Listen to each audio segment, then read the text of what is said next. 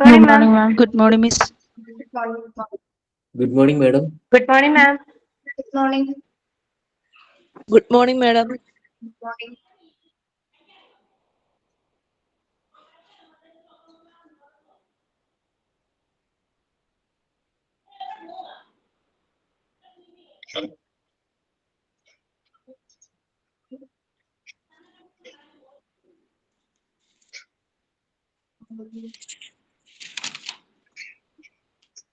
PDF കാണാമോ?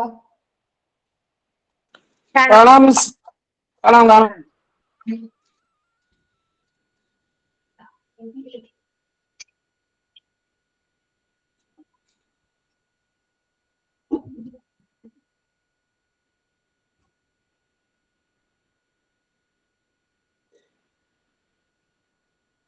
Students കേറട്ടെ കേട്ടോ, wait ചെയ്യണേ. Good morning, ma'am. Good morning.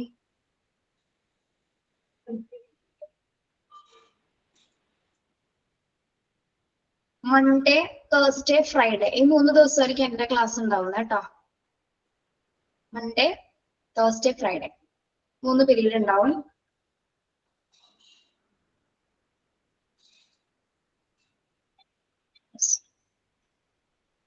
Breakfast ഒക്കെ കഴിഞ്ഞു എല്ലാവരുടെയും?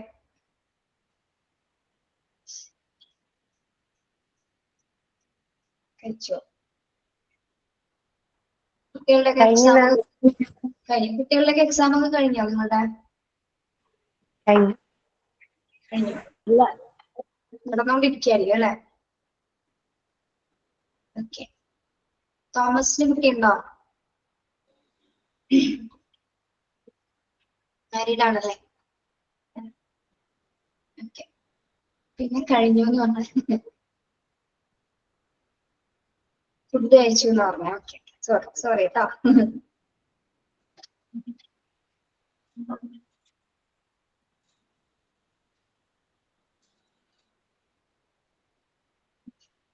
മോക്ക് ടെസ്റ്റ് കണ്ടോ നിങ്ങള്? കഴിഞ്ഞ ക്ലാസ്സിന്റെ ഇൻട്രൊഡക്ഷൻ ക്ലാസ്സിന്റെ കണ്ടു? അറ്റൻഡ് ചെയ്തോ?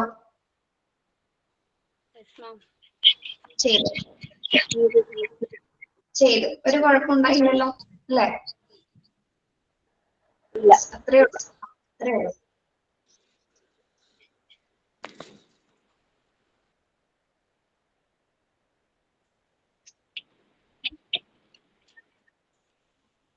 നമ്മുടെ മെയിൻ എക്സാമിന്റെ പോലെ ഓപ്ഷൻ കാണുമല്ലോ?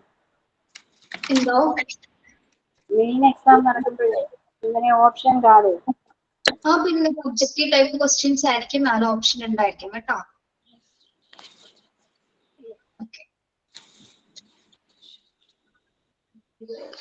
മാം എനിക്ക് മോക്ക് ടെസ്റ്റ് ഓപ്പൺ ആവുന്നില്ല ചെയ്യാൻ വേണ്ടി. ഓപ്പൺ ആവുന്നില്ലേ? എന്തുകൊണ്ടാണ്? ഇത് അതിന്റെ ഫോർമാറ്റ് വന്നിരിക്കുന്നുണ്ടോ? ഫോം വന്നിരിക്കുന്നുണ്ടോ? കണ്ട് അതില് കേറാൻ പറ്റുന്നില്ല അല്ലേ? ഇല്ല. ഇവിടെ ഒന്ന് കോണ്ടാക്ട് ചെയ്യാൻ പറ്റും? ടെക്നിക്കൽ ടീമിന്റെ നമ്പർ ഉണ്ടോ കയ്യില്? ഇല്ല, നമ്പർ ഇല്ല. നിങ്ങളുടെ പേരൊന്ന് പറയാമോ? ഫുൾ നെയിം പറയാമോ? ഞാനിവിടെ അവരോട് പറയാട്ടോ ഒന്ന് കോണ്ടാക്ട് ചെയ്യാനായിട്ട്. നമ്പർ ഇവിടെ ഉണ്ടായിരിക്കും. ഹലോ, എന്റെ പേര് ആതിര. എന്റെ പേരും ആതിര. പറയൂ. പിന്നെ ഇത് ഏത് ക്ലാസ് ആണ്? ഇപ്പം ഏത് സബാണ്? ഏത് ക്ലാസ് ആണ്, ഏത് സബ്ജക്റ്റ് ആണല്ലോ? അതിര ഏത് കോഴ്സിനാണ് അതിൽ ജോയിൻ ചെയ്തത്? Hospital administration. ഇത് തന്നെയാണ്, മാറ്റമൊന്നും സംഭവിച്ചിട്ടില്ല കേട്ടോ. അത് തന്നെയാണ്. അല്ല, ഇതിനകത്ത് വേറെ സബായിട്ടില്ലേ? ഇതില് ഇന്നലെ ക്ലാസ്സിൽ കയറിയില്ലേ അതിര? ഞാൻ ആദ്യമായിട്ടാണ്. ടീച്ചർ പറഞ്ഞുതരാം കേട്ടോ. തരാം.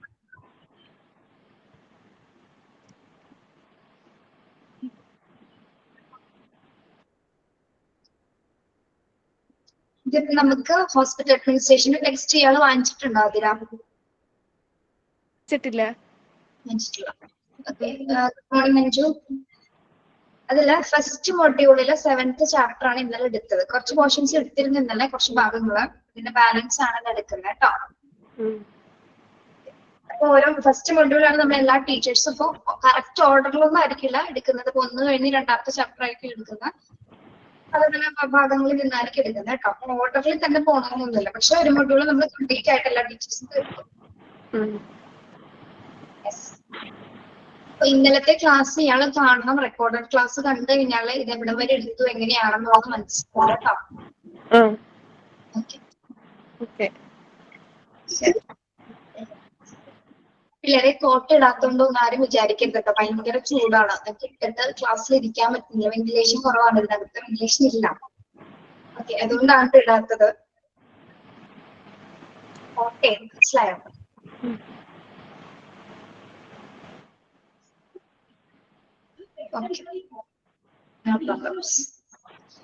നിങ്ങൾക്കൊക്കെ എങ്ങനെയുണ്ട്? ചൂടൊക്കെ എങ്ങനെയുണ്ട് നാട്ടില്? കൂടുതലാണോ കുറവാണോ? കൂടുതലായിരിക്കും. ചൂടാണ്. മഴ പെയ്തിരുന്നോ? കോട്ടയത്തൊക്കെ എങ്ങനെയാണോ? ചൂടാണോ കോട്ടയംകാർക്ക്? ചൂടില്ല, മഴയില്ല. മഴയില്ല, ചൂടുമില്ല. നല്ല കാലാവസ്ഥ.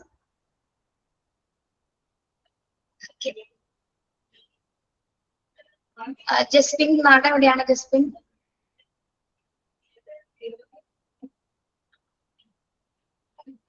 ഒമാനിലാണ്. അബ്രോഡാണല്ലേ? അവിടെ കുഴപ്പമൊന്നുമില്ലല്ലോ. ഇപ്പൊ യുദ്ധത്തിന്റെ ഒക്കെ പ്രശ്നങ്ങളൊക്കെ മാറിയോ ഒമാനില്?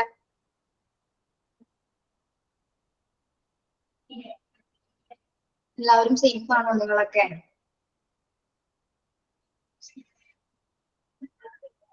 Anju, hi, good morning. Anju എവിടെ? സ്ഥലം എവിടെയാ? ചാലക്കുടി. തൃശ്ശൂരല്ലേ? ഇവിടെ അടുത്താണ്. അഞ്ജു എന്ത് കോഴ്സിലും കഴിഞ്ഞിട്ടാണ് ഇതിൽ ജോയിൻ ചെയ്തിരിക്കുന്നത്? വേറെ ഏതെങ്കിലും പഠിച്ചുകൊണ്ടിരിക്കണോ? ജോലി ചെയ്യാണോ? അല്ല, ഞാൻ ബിടെക് കഴിഞ്ഞ് കുറച്ച് ഗ്യാപ്പ് വന്നു, പിന്നെ ഇതിലേക്ക് കയറിയത്. ഓക്കെ, ശരി. ബിടെക് എവിടെയായിരുന്നു? കോളേജാ? Idukki government engineering college. ശരി. എല്ലാവരും 10:30 തന്നെ കേറാൻ നോക്കണം കേട്ടോ ക്ലാസ്സില്. തുടക്കമായതുകൊണ്ട് മാത്രം കുറച്ച് നീട്ടി എടുക്കുന്നുള്ളൂ സമയം. എന്റെ വീട് ഇവിടെ തന്നെയാണ്, പറവൂർ തന്നെയാണ് കേട്ടോ. നോർത്ത് പറവൂർ.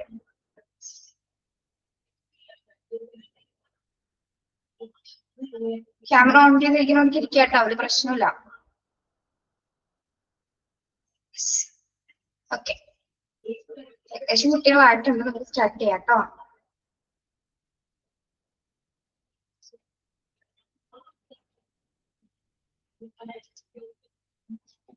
PDF വിസിബിൾ ആണോ?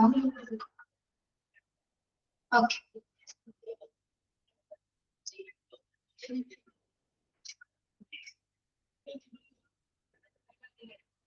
നമ്മൾ ഇന്നലെ accident and emergency department start ചെയ്തു. അതിന്റെ ഡിസൈൻ വരെ പറഞ്ഞിരുന്നു അല്ലെ?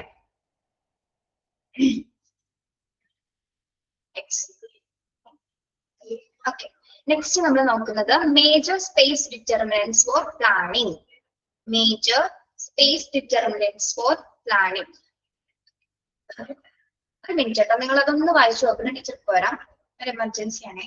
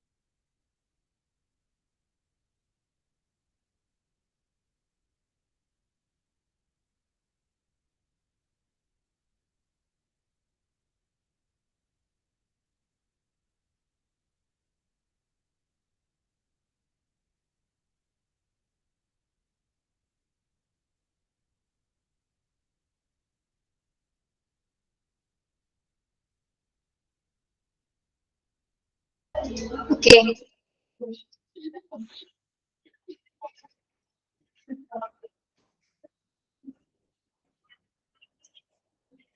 Major space determinants for plan.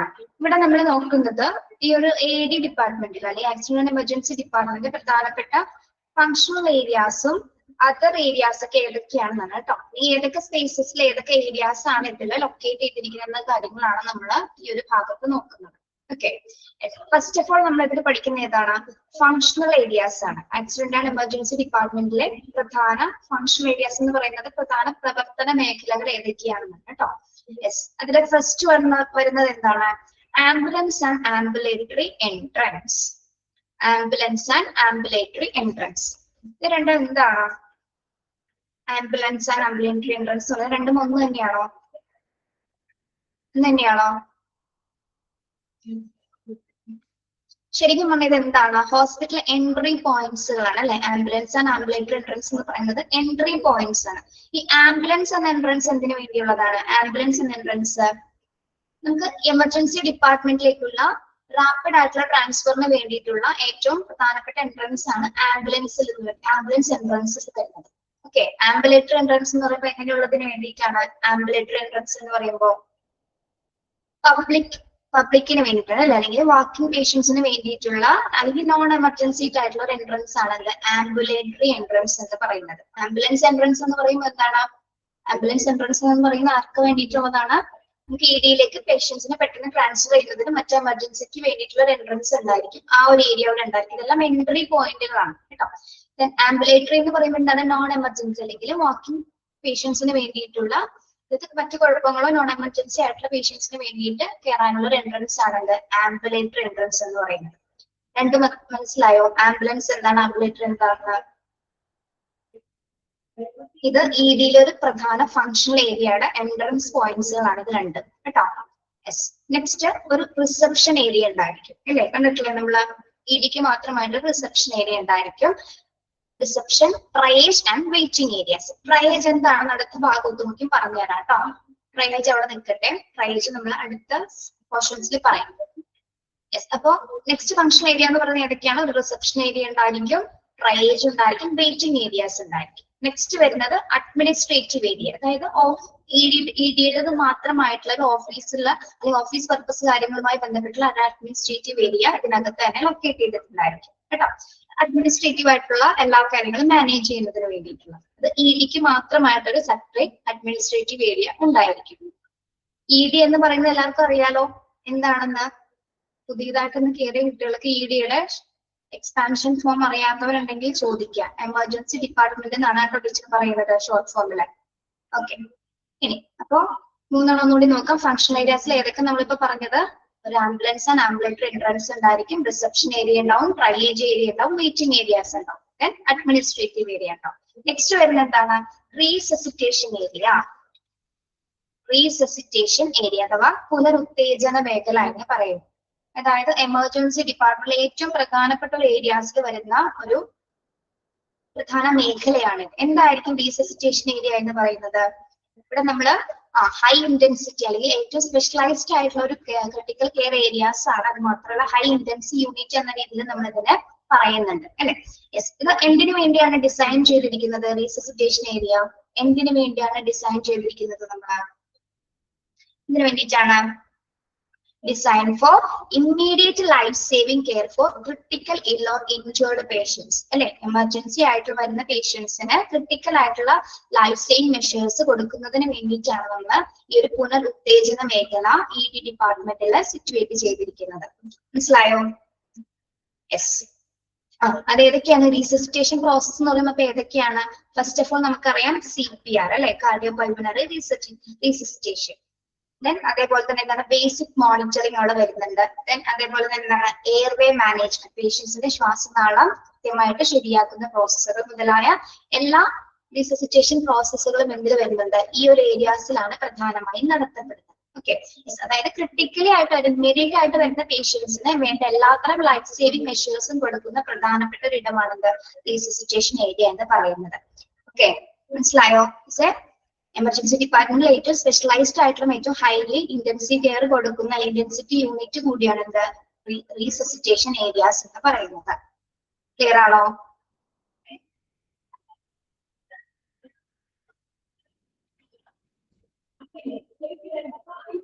Okay, yes. Next one acute treatment area. അടുത്ത ഫങ്ഷണൽ ഏരിയാസ് ആണ് acute treatment area of non ambulant patients. എന്തായിരിക്കും അക്യൂട്ട് ട്രീറ്റ്മെന്റ് ഏരിയ എന്ന് പറയുന്നത്? അക്യൂട്ട് ട്രീറ്റ്മെന്റ്, അക്യൂട്ട് സഡൻ ആയിട്ടുള്ള ട്രീറ്റ്മെന്റ് ആണോ?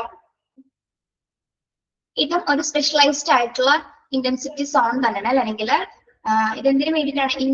ഇമ്മീഡിയറ്റ് ആയിട്ടുള്ള അസസ്മെന്റ് ഒക്കെ ചെയ്യുന്നതിന് വേണ്ടിയിട്ടും പേഷ്യൻസിനെ സ്റ്റേബിൾ ആക്കുന്ന ബേസിക് ആയിട്ടുള്ള സ്റ്റെബിലൈസേഷൻ ഒക്കെ വേണ്ടിയിട്ടുള്ള ഒരു പ്രധാനപ്പെട്ട ഏരിയ ആണ് എന്ത്? അക്യൂട്ട് ട്രീറ്റ്മെന്റ് ഏരിയാസ് എന്ന് പറയുന്നത്. ഇത് ആർക്കുള്ള ഏത് കണ്ടീഷനിലുള്ള പേഷ്യൻസിനാണ്? ഏത് കണ്ടീഷൻസിനുള്ള പേഷ്യൻസ് ആണ്? ഇങ്ങനെയുള്ള പേഷ്യൻസ് ആണ് ഇതിൽ വരുന്നത് അക്യൂട്ട് ട്രീറ്റ്മെന്റ് ഏരിയാസിൽ.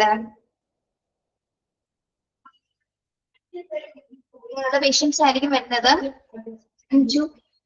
യെസ്, ക്രിട്ടിക്കൽ ആയിട്ടുള്ള പേഷ്യൻസ് ആയിരിക്കുള്ളൂ ഇതിൽ എത്തിച്ചേരുന്നത് അല്ല. അപ്പൊ അവർക്ക് വേണ്ട ഒരു short term care and stabilization treatment ആണ് നമ്മൾ അക്യൂട്ട് കെയർ ട്രീറ്റ്മെന്റ് ഏരിയാസിൽ പ്രധാനമായിട്ടും കൊടുക്കുന്നത്. ഓക്കെ, വരുന്ന കണ്ടീഷൻ അനുസരിച്ചിട്ടുള്ള ഒരു ബേസിക് സ്റ്റെബിലൈസേഷൻ പേഷ്യൻസിന് നമ്മൾ ഈ ഒരു ഏരിയയിലാണ് കൊടുക്കുന്നത് കേട്ടോ. യെസ്. നെക്സ്റ്റ് വരുന്ന ഏരിയ എന്താണ്? Consultation area. കൺസൾട്ടേഷൻ ഏരിയ എന്തിനു വേണ്ടിയിട്ടുള്ളതാണത്? ഫോർ കൺസൾട്ടേഷൻ അല്ലെ. ഇവിടെ നിങ്ങൾക്ക് അറിയാൻ പറ്റും എമർജൻസി ഡിപ്പാർട്ട്മെന്റിലുള്ള ഡോക്ടേഴ്സ് എന്ന് പറയുന്നത് എങ്ങനെയുള്ള ഡോക്ടേഴ്സ് ആയിരിക്കും അവിടെ ഉണ്ടായിരിക്കുന്നത്? ഇങ്ങനെയുള്ള ഡോക്ടേഴ്സ് ആയിരിക്കും. എമർജൻസി ഡിപ്പാർട്ട്മെന്റിലുള്ള ഡോക്ടേഴ്സിനെ സംബന്ധിച്ചിട്ട് ഏറ്റവും സ്കിൽഫുൾ ആയിട്ടുള്ള ഡോക്ടേഴ്സ് തന്നെ ആയിരിക്കും ഉണ്ടായിരിക്കുക അല്ലെ. അതായത് പ്രത്യേകിച്ച് നമുക്കറിയാം, അതായത് MD കഴിഞ്ഞവരൊക്കെ ആയിരിക്കും കൂടുതലായിട്ട് ഉണ്ടായിരിക്കുക. കാരണം എമർജൻസി സിറ്റുവേഷൻസിനെ ഹാൻഡിൽ ചെയ്യണമെങ്കിൽ ഏറ്റവും സ്കിൽഫുൾ ആയിട്ടുള്ള ഡോക്ടേഴ്സ് തന്നെ ആയിരിക്കണം അവിടെ ഉണ്ടാവേണ്ടത് അല്ലെ. യെസ്. അപ്പൊ ഒരു കൺസൾട്ടേഷൻ ചെയ്യുന്നതിന് വേണ്ടിയിട്ട് പ്രത്യേകമായിട്ടൊരു ഏരിയ എമർജൻസി ഡിപ്പാർട്ട്മെന്റിൽ ഉണ്ടായിരിക്കും. ഓക്കെ, നെക്സ്റ്റ് അടുത്ത ഏരിയ ഏതാണ്? Staff work stations. എന്താണ്? സ്റ്റാഫുകൾക്ക് വേണ്ടി മാത്രമായിട്ടൊരു സ്പേസ് ഡിറ്റർമിൻ ചെയ്തിട്ടുണ്ടായിരിക്കുന്നതാണ് സ്റ്റാഫ് വർക്ക് സ്റ്റേഷൻസ് എന്ന് പറയുന്നത്. എമർജൻസി ഡിപ്പാർട്ട്മെന്റിലെ സ്റ്റാഫുകൾക്ക് മാത്രമായിട്ടുള്ള ഒരു സ്പേസ് നമ്മൾ അറേഞ്ച് ചെയ്തിട്ടുണ്ടായിരിക്കുന്നതാണ് സ്റ്റാഫ് വർക്ക് സ്റ്റേഷൻസ് എന്ന് പറയുന്നത്. ഓക്കെ, അപ്പോ ഇതെല്ലാം തന്നെ ഏത് ഏരിയാസിലാണ് വരുന്നത്? എമർജൻസി ഡിപ്പാർട്ട്മെന്റിന്റെ ഏത് തരം ഏരിയാസ് ആണിത്? ഫങ്ഷണൽ ഏരിയാസ് ആണ് കേട്ടോ. ഇമ്പോർട്ടന്റ് ആയിട്ടുള്ള ഫങ്ഷൻ ഏരിയാസ് അല്ലെങ്കിൽ എമർജൻസി ഡിപ്പാർട്ട്മെന്റിലെ ഏറ്റവും പ്രധാനപ്പെട്ട പ്രവർത്തന മേഖലകളുടെ പേരുകളാണ് നമ്മളിപ്പോ പറഞ്ഞത്. ഏതൊക്കെയാണ്? ഒന്ന് ആംബുലൻസ് ആൻഡ് ആംബുലേറ്ററി എൻട്രൻസ് ഉണ്ട്, reception, triage, waiting areas, administrative area, resuscitation area, acute treatment area, consultation area ഉണ്ട്, staff work stations. Okay, clear ആണോ എല്ലാവർക്കും ഫങ്ഷൻ ഏരിയാസിന്റെ പേരുകൾ? ഓക്കെ, നെക്സ്റ്റ് വരുന്നത് അതർ ഏരിയാസ് ആണ് കേട്ടോ. Other areas. ഇനി ഇത് ഡിപ്പാർട്ട്മെന്റിനകത്ത് തന്നെ വരുന്ന മറ്റ് ഏരിയാസ് ഏതൊക്കെയാണെന്നാണ് പറയുന്നത്. ഒന്ന് പറഞ്ഞിട്ട് എല്ലാം കൂടെ പറഞ്ഞുതരാം കേട്ടോ. Procedure room, plaster room, pharmacy, blood preparation rooms, isolation rooms, decontamination areas, storage, clean and dirty utility room, linen room, mobile equipment base like a trolley, wheelchair, etc., mobile X-ray equipment bay, cleaners room. Okay, so other areas first വരുന്നത് എന്താണ്? Procedure room ആണ് അല്ലെ. Procedure room എന്ന് പറയുന്നത് എന്തിനു വേണ്ടിയിട്ടുള്ളതാണ്? Procedure room എന്തെങ്കിലും minor ആയിട്ടുള്ള പ്രൊസീജിയേഴ്സ് ഒക്കെ നടത്തുന്നതിന് പേഷ്യന്റിന്റെ കണ്ടീഷൻ എന്താണോ അതിനനുസരിച്ചിട്ടുള്ള പ്രൊസീജിയേഴ്സുകൾ കണ്ടക്ട് ചെയ്യുന്നതിന് വേണ്ടി എന്താണ് ഒരു പ്രൊസീജിയർ റൂം EDനകത്ത് ഉണ്ടായിരിക്കുന്നതാണ് അല്ലെ. Yes. Okay, next plaster room. എന്താണെന്ന് അറിയാലോ പ്ലാസ്റ്റർ റൂം എന്തിനാണ്? എന്തെങ്കിലും ഒടിവോ ചതവോ ഒക്കെ വന്നാൽ എല്ല് പൊട്ടലോ എന്തെങ്കിലുമൊക്കെ വന്നാൽ ഫ്രാക്ചേഴ്സ് ഒക്കെ സംഭവിച്ചു കഴിഞ്ഞാൽ അതിന് വേണ്ടിയിട്ടുള്ള ഒരു സ്പെഷ്യലൈസ്ഡ് ആയിട്ടുള്ള മറ്റൊരു ഏരിയ ആണ് എന്ത്? പ്ലാസ്റ്റർ റൂം എന്ന് പറയുന്നത്. Okay, next pharmacy of drug preparation. Pharmacy of drug preparation എന്താണത്? എമർജൻസി ഡിപ്പാർട്ട്മെന്റിന് മാത്രമായിട്ടൊരു ഫാർമസി ഉണ്ടായിരിക്കോ? Drug preparation areas ഉണ്ടായിരിക്കോ?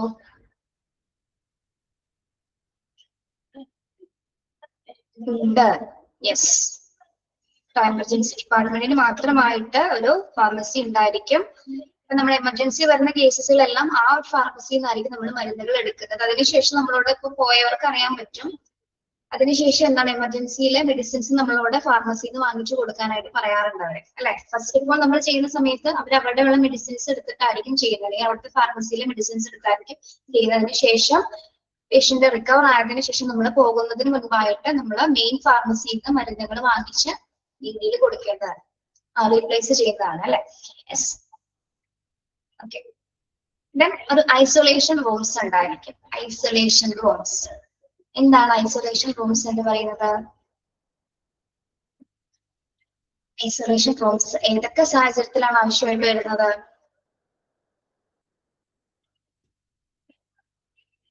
ഒബ്സർവേഷൻ ആണ്. ഓക്കെ. പിന്നെ യെസ്, ഫോർ കമ്മ്യൂണിറ്റി ഡിസീസസ്, അല്ലെ? അല്ലെങ്കിൽ നമ്മൾക്ക് അറിയാം നമ്മുടെ നിപ്പയും കൊറോണയൊക്കെ വന്ന കാലഘട്ടത്തിൽ ഏറ്റവും കൂടുതൽ നമുക്ക് ആവശ്യമായിട്ട് വന്നിരുന്ന റൂംസുകളായിരുന്നു, അല്ലെ? യെസ്. അതെന്തിനു വേണ്ടിയാണ്? അപ്പൊ നമ്മളൊരു പേഷ്യന്റിനെ ഐസൊലേറ്റഡ് ആയിട്ടുള്ള റൂംസിൽ അഡ്മിറ്റ് ചെയ്യുന്നതിന് വേണ്ടിയിട്ടാണ്. ഡിസീസസ് സ്പ്രെഡ് ആവാത്തതിന്, അല്ലെങ്കിൽ ഇൻഫെക്ഷൻസ് മറ്റൊരാളിലേക്ക് സ്പ്രെഡ് ആവാതിരിക്കുന്നതിന് വേണ്ടിയിട്ടാണ് നമ്മള് ഐസൊലേറ്റഡ് റൂംസിൽ നമ്മൾ പ്രത്യേകിച്ച് കമ്മ്യൂണിറ്റി ഡിസീസസ് ഒക്കെ വരുന്ന സമയത്ത് ഓക്കെ അത് സ്പ്രെഡ് ആവുന്ന ഒരു ടെൻഡൻസി കുറയ്ക്കുന്നതിന് വേണ്ടിയിട്ടാണ് നമ്മൾ പേഷ്യൻസിനെ ഐസൊലേറ്റഡ് ആയിട്ടുള്ള റൂംസിൽ അഡ്മിറ്റ് ചെയ്യുന്നത്. ഓക്കെ. യെസ്. അപ്പൊ അത് ADയുടെ അതർ ഏരിയാസിൽ വരുന്ന ഒരു റൂമാണ് ഇത് ഐസൊലേഷൻ റൂംസ് എന്ന് പറയുന്നത് കേട്ടോ. ഇനി നെക്സ്റ്റ് വരുന്ന എന്താണ്? Decontamination area. Decontamination areas. Okay. Decontamination എന്താണ്? ഡീകണ്ടാമിനേഷൻ എന്ന് പറയുന്നത്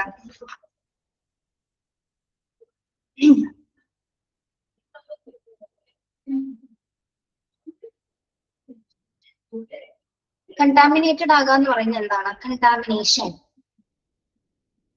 കണ്ടാമിനേഷൻ എന്ന് പറഞ്ഞാൽ എന്താ പിള്ളേരെ? മലിനമാവുന്നത്, അല്ലെ? ഡീകണ്ടാമിനേഷൻ എന്താണ്? ഡീകണ്ടാമിനേഷൻ അണുവിമുക്തമാക്കുക എന്ന് കേട്ടിട്ടുണ്ടോ നിങ്ങള്? ഡീകണ്ടാമിനേറ്റ് ചെയ്യുക എന്ന്. യെസ്, അണുവിമുക്തം. Very good. യെസ്. ഇവിടെ എന്താ പറയുന്നതിന് നമുക്കറിയാം EDക്ക് മാത്രമായിട്ട് ഒരു സെപ്പറേറ്റ് ഡീകണ്ടാമിനേഷൻ ഏരിയാസ് ഉണ്ടായിരിക്കും. എന്തിനു വേണ്ടിയാണ് ഡീകണ്ടാമിനേഷൻസ് നമ്മൾ പ്രൊവൈഡ് ചെയ്യുന്നത്? വരുന്ന രോഗികളിൽ നിന്ന് ഇപ്പോ രോഗി പല കണ്ടീഷൻസിൽ വരുന്ന പേഷ്യൻസ് ആയിരിക്കും, അല്ലെ? അപ്പൊ അവരുടെ ശരീരത്തിൽ പല രീതിയിലുള്ള അണുക്കൾ അല്ലെങ്കിൽ ഇൻഫെക്ഷൻ ആയിട്ടുള്ള മെറ്റീരിയൽസ് ഉണ്ടാവുന്ന സാധ്യതയാണ്. അപ്പൊ അതിനെല്ലാം തന്നെ എന്താണ് രോഗികളുടെ വസ്ത്രങ്ങൾ ഉൾപ്പെടെ അതെല്ലാം മാറ്റി അവരെ എന്താണ് ആ വസ്ത്രങ്ങളെല്ലാം നീക്കം ചെയ്യും, ശരീരം മുഴുവൻ അണുവിമുക്തമാക്കുന്നതിനുള്ള എല്ലാ പ്രൊസീജിയേഴ്സും നടക്കുന്നത് എവിടെയാണ്? ഡീകണ്ടാമിനേഷൻ ഏരിയാസിലാണ് കേട്ടോ. അതായത് ഇൻഫെക്ഷൻസിൽ നിന്ന് നമ്മൾ പ്രിവെന്റ് ചെയ്യുന്നതിന് വേണ്ടിയാണ് ഡീകണ്ടാമിനേഷൻസിലെ ഏരിയാസിൽ വെച്ചിട്ട് നമ്മൾ എന്ത് ചെയ്യുന്നത്? പേഷ്യൻസിന്റെ രോഗികളുടെ എല്ലാ വസ്ത്രങ്ങളും ശരീരമൊക്കെ വൃത്തിയാക്കിയതിനു ശേഷം അണുവിമുക്തമാക്കിയതിനു ശേഷമാണ് അവിടെ നമ്മളൊരു ട്രീറ്റ്മെന്റ് ഏരിയാസിലേക്ക് പേഷ്യൻസിനെ വിടുന്നത് കേട്ടോ. ഓക്കെ. നെക്സ്റ്റ് സ്റ്റോറേജ് ഏരിയ ഉണ്ടോ? ഇതിനു വേണ്ടിയാണ് സ്റ്റോറേജ് ഏരിയ. എമർജൻസി ഡിപ്പാർട്ട്മെന്റ്സിലെ എക്യുപ്മെന്റ്സ്, ഡിവൈസസ്, മറ്റ് സപ്ലൈസസ് എല്ലാം തന്നെ സ്റ്റോർ ചെയ്ത് വെക്കുന്നതിന് വേണ്ടിയിട്ട് ഒരു സെപ്പറേറ്റഡ് ആയിട്ടുള്ള സ്റ്റോറേജ് ഏരിയാസും ED ഡിപ്പാർട്ട്മെന്റിൽ ഉണ്ടായിരിക്കുന്നതാണ്. ഇനി അതുപോലെ തന്നെ എന്താണ്? Clean and dirty utility room. Clean and dirty utility room ഇതിനു വേണ്ടിയിട്ടുള്ളതാണ് clean and dirty utility rooms. Simple പറയാലോ, പറയൂ. ക്ലീൻ ആൻഡ് ഡേർട്ടി യൂട്ടിലിറ്റി ഏറ്റവും സിമ്പിൾ ആയിട്ടുള്ളതൊക്കെ എന്തെങ്കിലുമൊക്കെ നിങ്ങൾ പറയണം കേട്ടോ. ക്ലീനിങ് പ്രൊഡക്ട്സ് ആണോ? വേസ്റ്റുകളൊക്കെ ഡിസ്കാർഡ് ചെയ്യുന്നതിന് വേണ്ടിയിട്ട് ഉപയോഗിക്കുന്നതിനുള്ള ഒരു പ്രത്യേക റൂം ഉണ്ടായിരിക്കും. അതേപോലെ തന്നെ നെക്സ്റ്റ് വരുന്ന എന്താണ്? ലിനൻ റൂംസ് ഉണ്ടാവും. Linen rooms. ലിനൻ റൂംസ് എന്തിനു വേണ്ടിയാണ് linen rooms? Linen rooms cloth, അല്ലെ? പേഷ്യൻസിന്റെ ലിനൻ മെറ്റീരിയൽസ്, അതായത് bed cover, pillow cover, bedsheets, patients ഉപയോഗിക്കുന്ന ക്ലോത്ത് ഐറ്റംസ് എല്ലാം തന്നെ ഏത് റൂംസിലായിരിക്കും വരുന്നത്? ലിനൻ റൂംസിലായിരിക്കും വരുന്നത്, അല്ലെ? Okay. Yes. Next one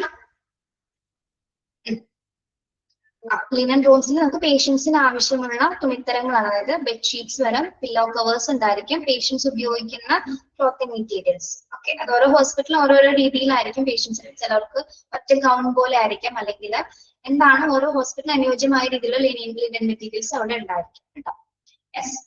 next വരുന്നത് mobile equipment base like trolley, wheel chair etcetera. Mobile equipment waste നമ്മുടെ ട്രോളി, വീൽ ചെയർ ഇതൊക്കെ സൂക്ഷിക്കുന്നതിന് വേണ്ടി പ്രത്യേകമായിട്ടൊരു ഏരിയാസ് ഉണ്ടായിരിക്കും. ഓക്കെ, അതേപോലെ തന്നെ എന്താണ് mobile x-ray equipment bay. Mobile x-ray equipment bay എന്താണ്, അത് കേട്ടിട്ടുണ്ടോ? മൊബൈൽ എക്സ്റേ എക്യുപ്മെന്റ് ബേ എന്ന് പറയുന്നത്, മൊബൈൽ എക്സ്റേകൾ എന്ന് പറയുമ്പോൾ എന്താ, പോർട്ടബിൾ ഇമാജിംഗ് യൂണിറ്റ്സുകളാണ് അല്ലെ. ഇതെല്ലാം എന്താണ്, പോർട്ടബിൾ ആയിട്ടുള്ള ഇമാജിംഗ് യൂണിറ്റ്സുകളാണ്. ഓക്കെ, അതൊക്കെ നമ്മൾ ഈ ഒരു ഭാഗത്താണ് ഹോൾഡ് ചെയ്ത് വെക്കുന്നത്. പ്രത്യേകിച്ച് ക്രിട്ടിക്കൽ ഇഞ്ചേർഡ് ആയിട്ടുള്ള പേഷ്യൻസിനൊക്കെ പെട്ടെന്ന് തന്നെ എന്താണ് ഒരു എക്സ്റേക്ക് ആവശ്യമായിട്ട് വരുന്നെങ്കിൽ അതിനുവേണ്ടി നമ്മൾ ഉപയോഗിക്കുന്ന പോർട്ടബിൾ ഇമാജിംഗ് യൂണിറ്റ്സുകളാണ് എന്ത്, മൊബൈൽ എക്സ്റേ എക്യുപ്മെന്റ് ബേ എന്ന് പറയുന്നത് കേട്ടോ. Okay, next one cleaners room. Cleaners room, cleaners റൂമിൽ എന്തെല്ലാം പ്രൊസീജിയേഴ്സ് ആയിരിക്കും വരുന്നത്? ക്ലീനേഴ്സ് റൂമിൽ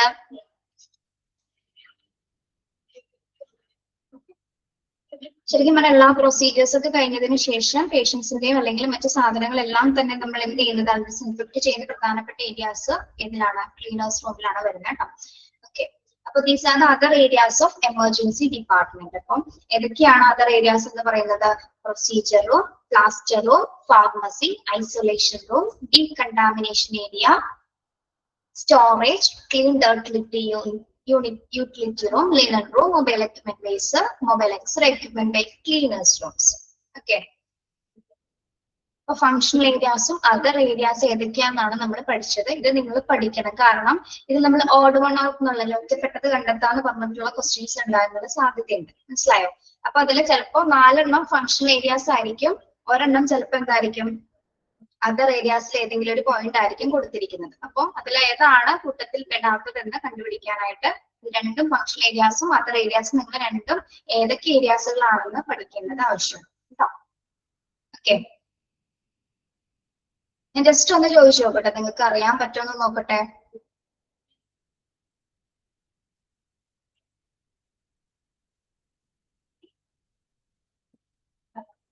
ഓഡ് വൺ ഔട്ട് ആണ് കേട്ടോ, ഓഡ് വൺ കണ്ടുപിടിക്കാനാണ്. Consultation area, staff work station, resuscitation area, storage. ഇതിൽ ഏതാണ് ഓഡ് വൺ? ഒന്നുകൂടി പറയട്ടെ, ഒന്നുകൂടി പറയാം. Administrative area, resuscitation area, staff work stations, storage. ഇത് ഉൾപ്പെടാത്ത ഏതാണ്? സ്റ്റോറേജ് ആണ്. എന്തുകൊണ്ടാണ്? ബാക്കിയെല്ലാം എന്താണ്? ബാക്കിയെല്ലാം ഫങ്ഷണൽ ഏരിയാസ് ആണ് അല്ലെ, ED-യിലെ ഫങ്ഷണൽ ഏരിയാസ് ആണ്. സ്റ്റോറേജ് എന്ന് പറയുന്നത് എന്താണ്? അതർ ഏരിയാസിന്റെ കാറ്റഗറിയിൽ വരുന്നതാണ്. ഓക്കെ, മനസ്സിലായില്ലേ? അങ്ങനെയായിരിക്കും ക്വസ്റ്റ്യൻസ് വരുന്നത് കേട്ടോ ഇതിൽ.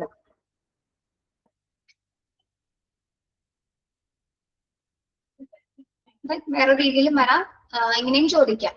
What are the functional areas of emergency department എന്ന് ചോദിച്ചിട്ട് ചിലപ്പോ 3 ഓപ്ഷനും ഫങ്ഷണൽ ഏരിയാസ് തന്നെയായിരിക്കും. ദെൻ ഓപ്ഷൻ ഡിയിൽ എന്തായിരിക്കും? ഓൾ ഓഫ് ദി എബവ് എന്നായിരിക്കും. അതായത് മുകളിൽ പറഞ്ഞവയെല്ലാം എന്താണ്? ഫങ്ഷണൽ ഏരിയാസ് ആണ്. അപ്പൊ ആൻസർ വരുമ്പോൾ ഏതാണ്? ഓൾ ഓഫ് ദി എബവ് എന്നായിരിക്കും ആൻസർ വരുന്നത് കേട്ടോ. ക്വസ്റ്റ്യൻ കാണുമ്പോൾ മനസ്സിലായപ്പോൾ ടെൻഷൻ ചെയ്യണ്ട. യെസ്, അപ്പൊ ഫങ്ഷണൽ ഏരിയാസും അതർ ഏരിയാസും എല്ലാവർക്കും വ്യക്തമായിട്ട് മനസ്സിലായോ?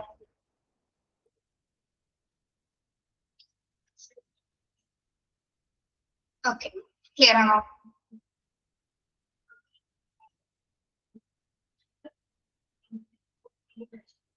മൊബൈൽ എക്സ്റേ എന്താന്ന് മനസ്സിലായില്ലേ നിങ്ങൾക്ക്? പോർട്ടബിൾ എക്സ്റേ യൂണിറ്റ്സുകളാണ് കേട്ടോ, പറഞ്ഞല്ലോ ടീച്ചർ അത്. Okay, portable imageable equipment room means എന്താണെന്നോ? ഇത് തന്നെയല്ലേ ഇപ്പൊ പറഞ്ഞത്. മൊബൈൽ എക്സ്റേ എക്വിപ്മെന്റ് ബേസുകൾ നമ്മൾ എന്തിനാണ് ഉപയോഗിക്കുന്നത്? ഇതിനാണ് ഉപയോഗിക്കുന്നത്. മനസ്സിലായില്ല? മൊബൈൽ എക്സ്റേ എക്വിപ്മെന്റ് ബേസുകൾ ഉപയോഗിക്കുന്നത് എന്തിനു വേണ്ടിയിട്ടാ?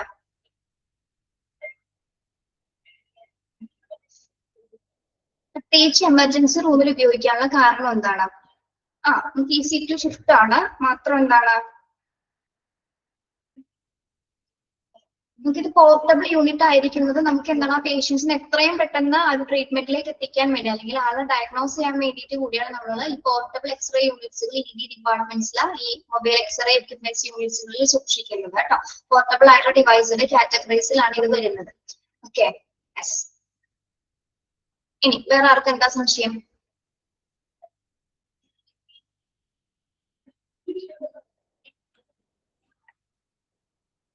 ഇനി ഈ ഏരിയാസിൽ ഏതെങ്കിലും ഏരിയാസ് മനസ്സിലാവാത്തവരുണ്ടോ ആരെങ്കിലും?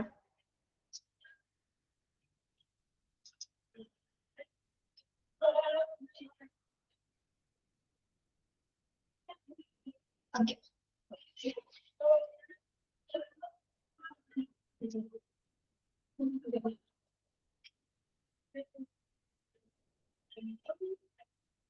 ഓക്കെ, ഒരാൾ ചോദിച്ചിട്ടുണ്ട് റീസസിറ്റേഷൻ ഏരിയ എന്താണെന്ന് മനസ്സിലായില്ല എന്ന്.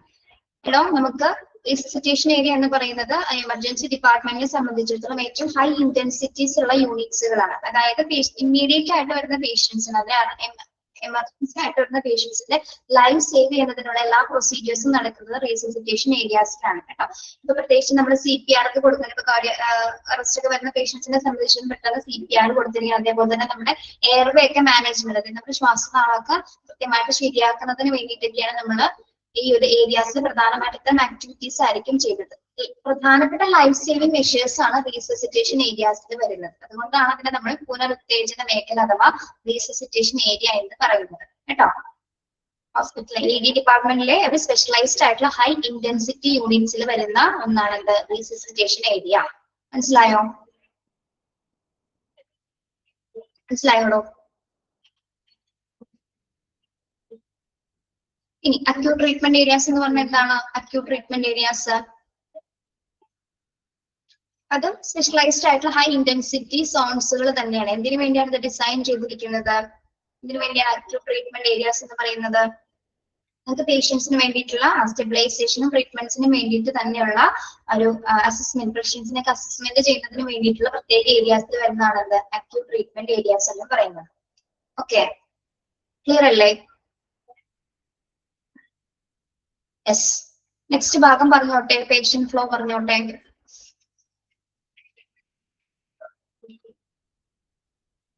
ആരും കേൾക്കുന്നില്ലേ? Hello hello hello. യെസ്. ഇനി നമ്മൾ പഠിക്കാൻ പോകുന്നത്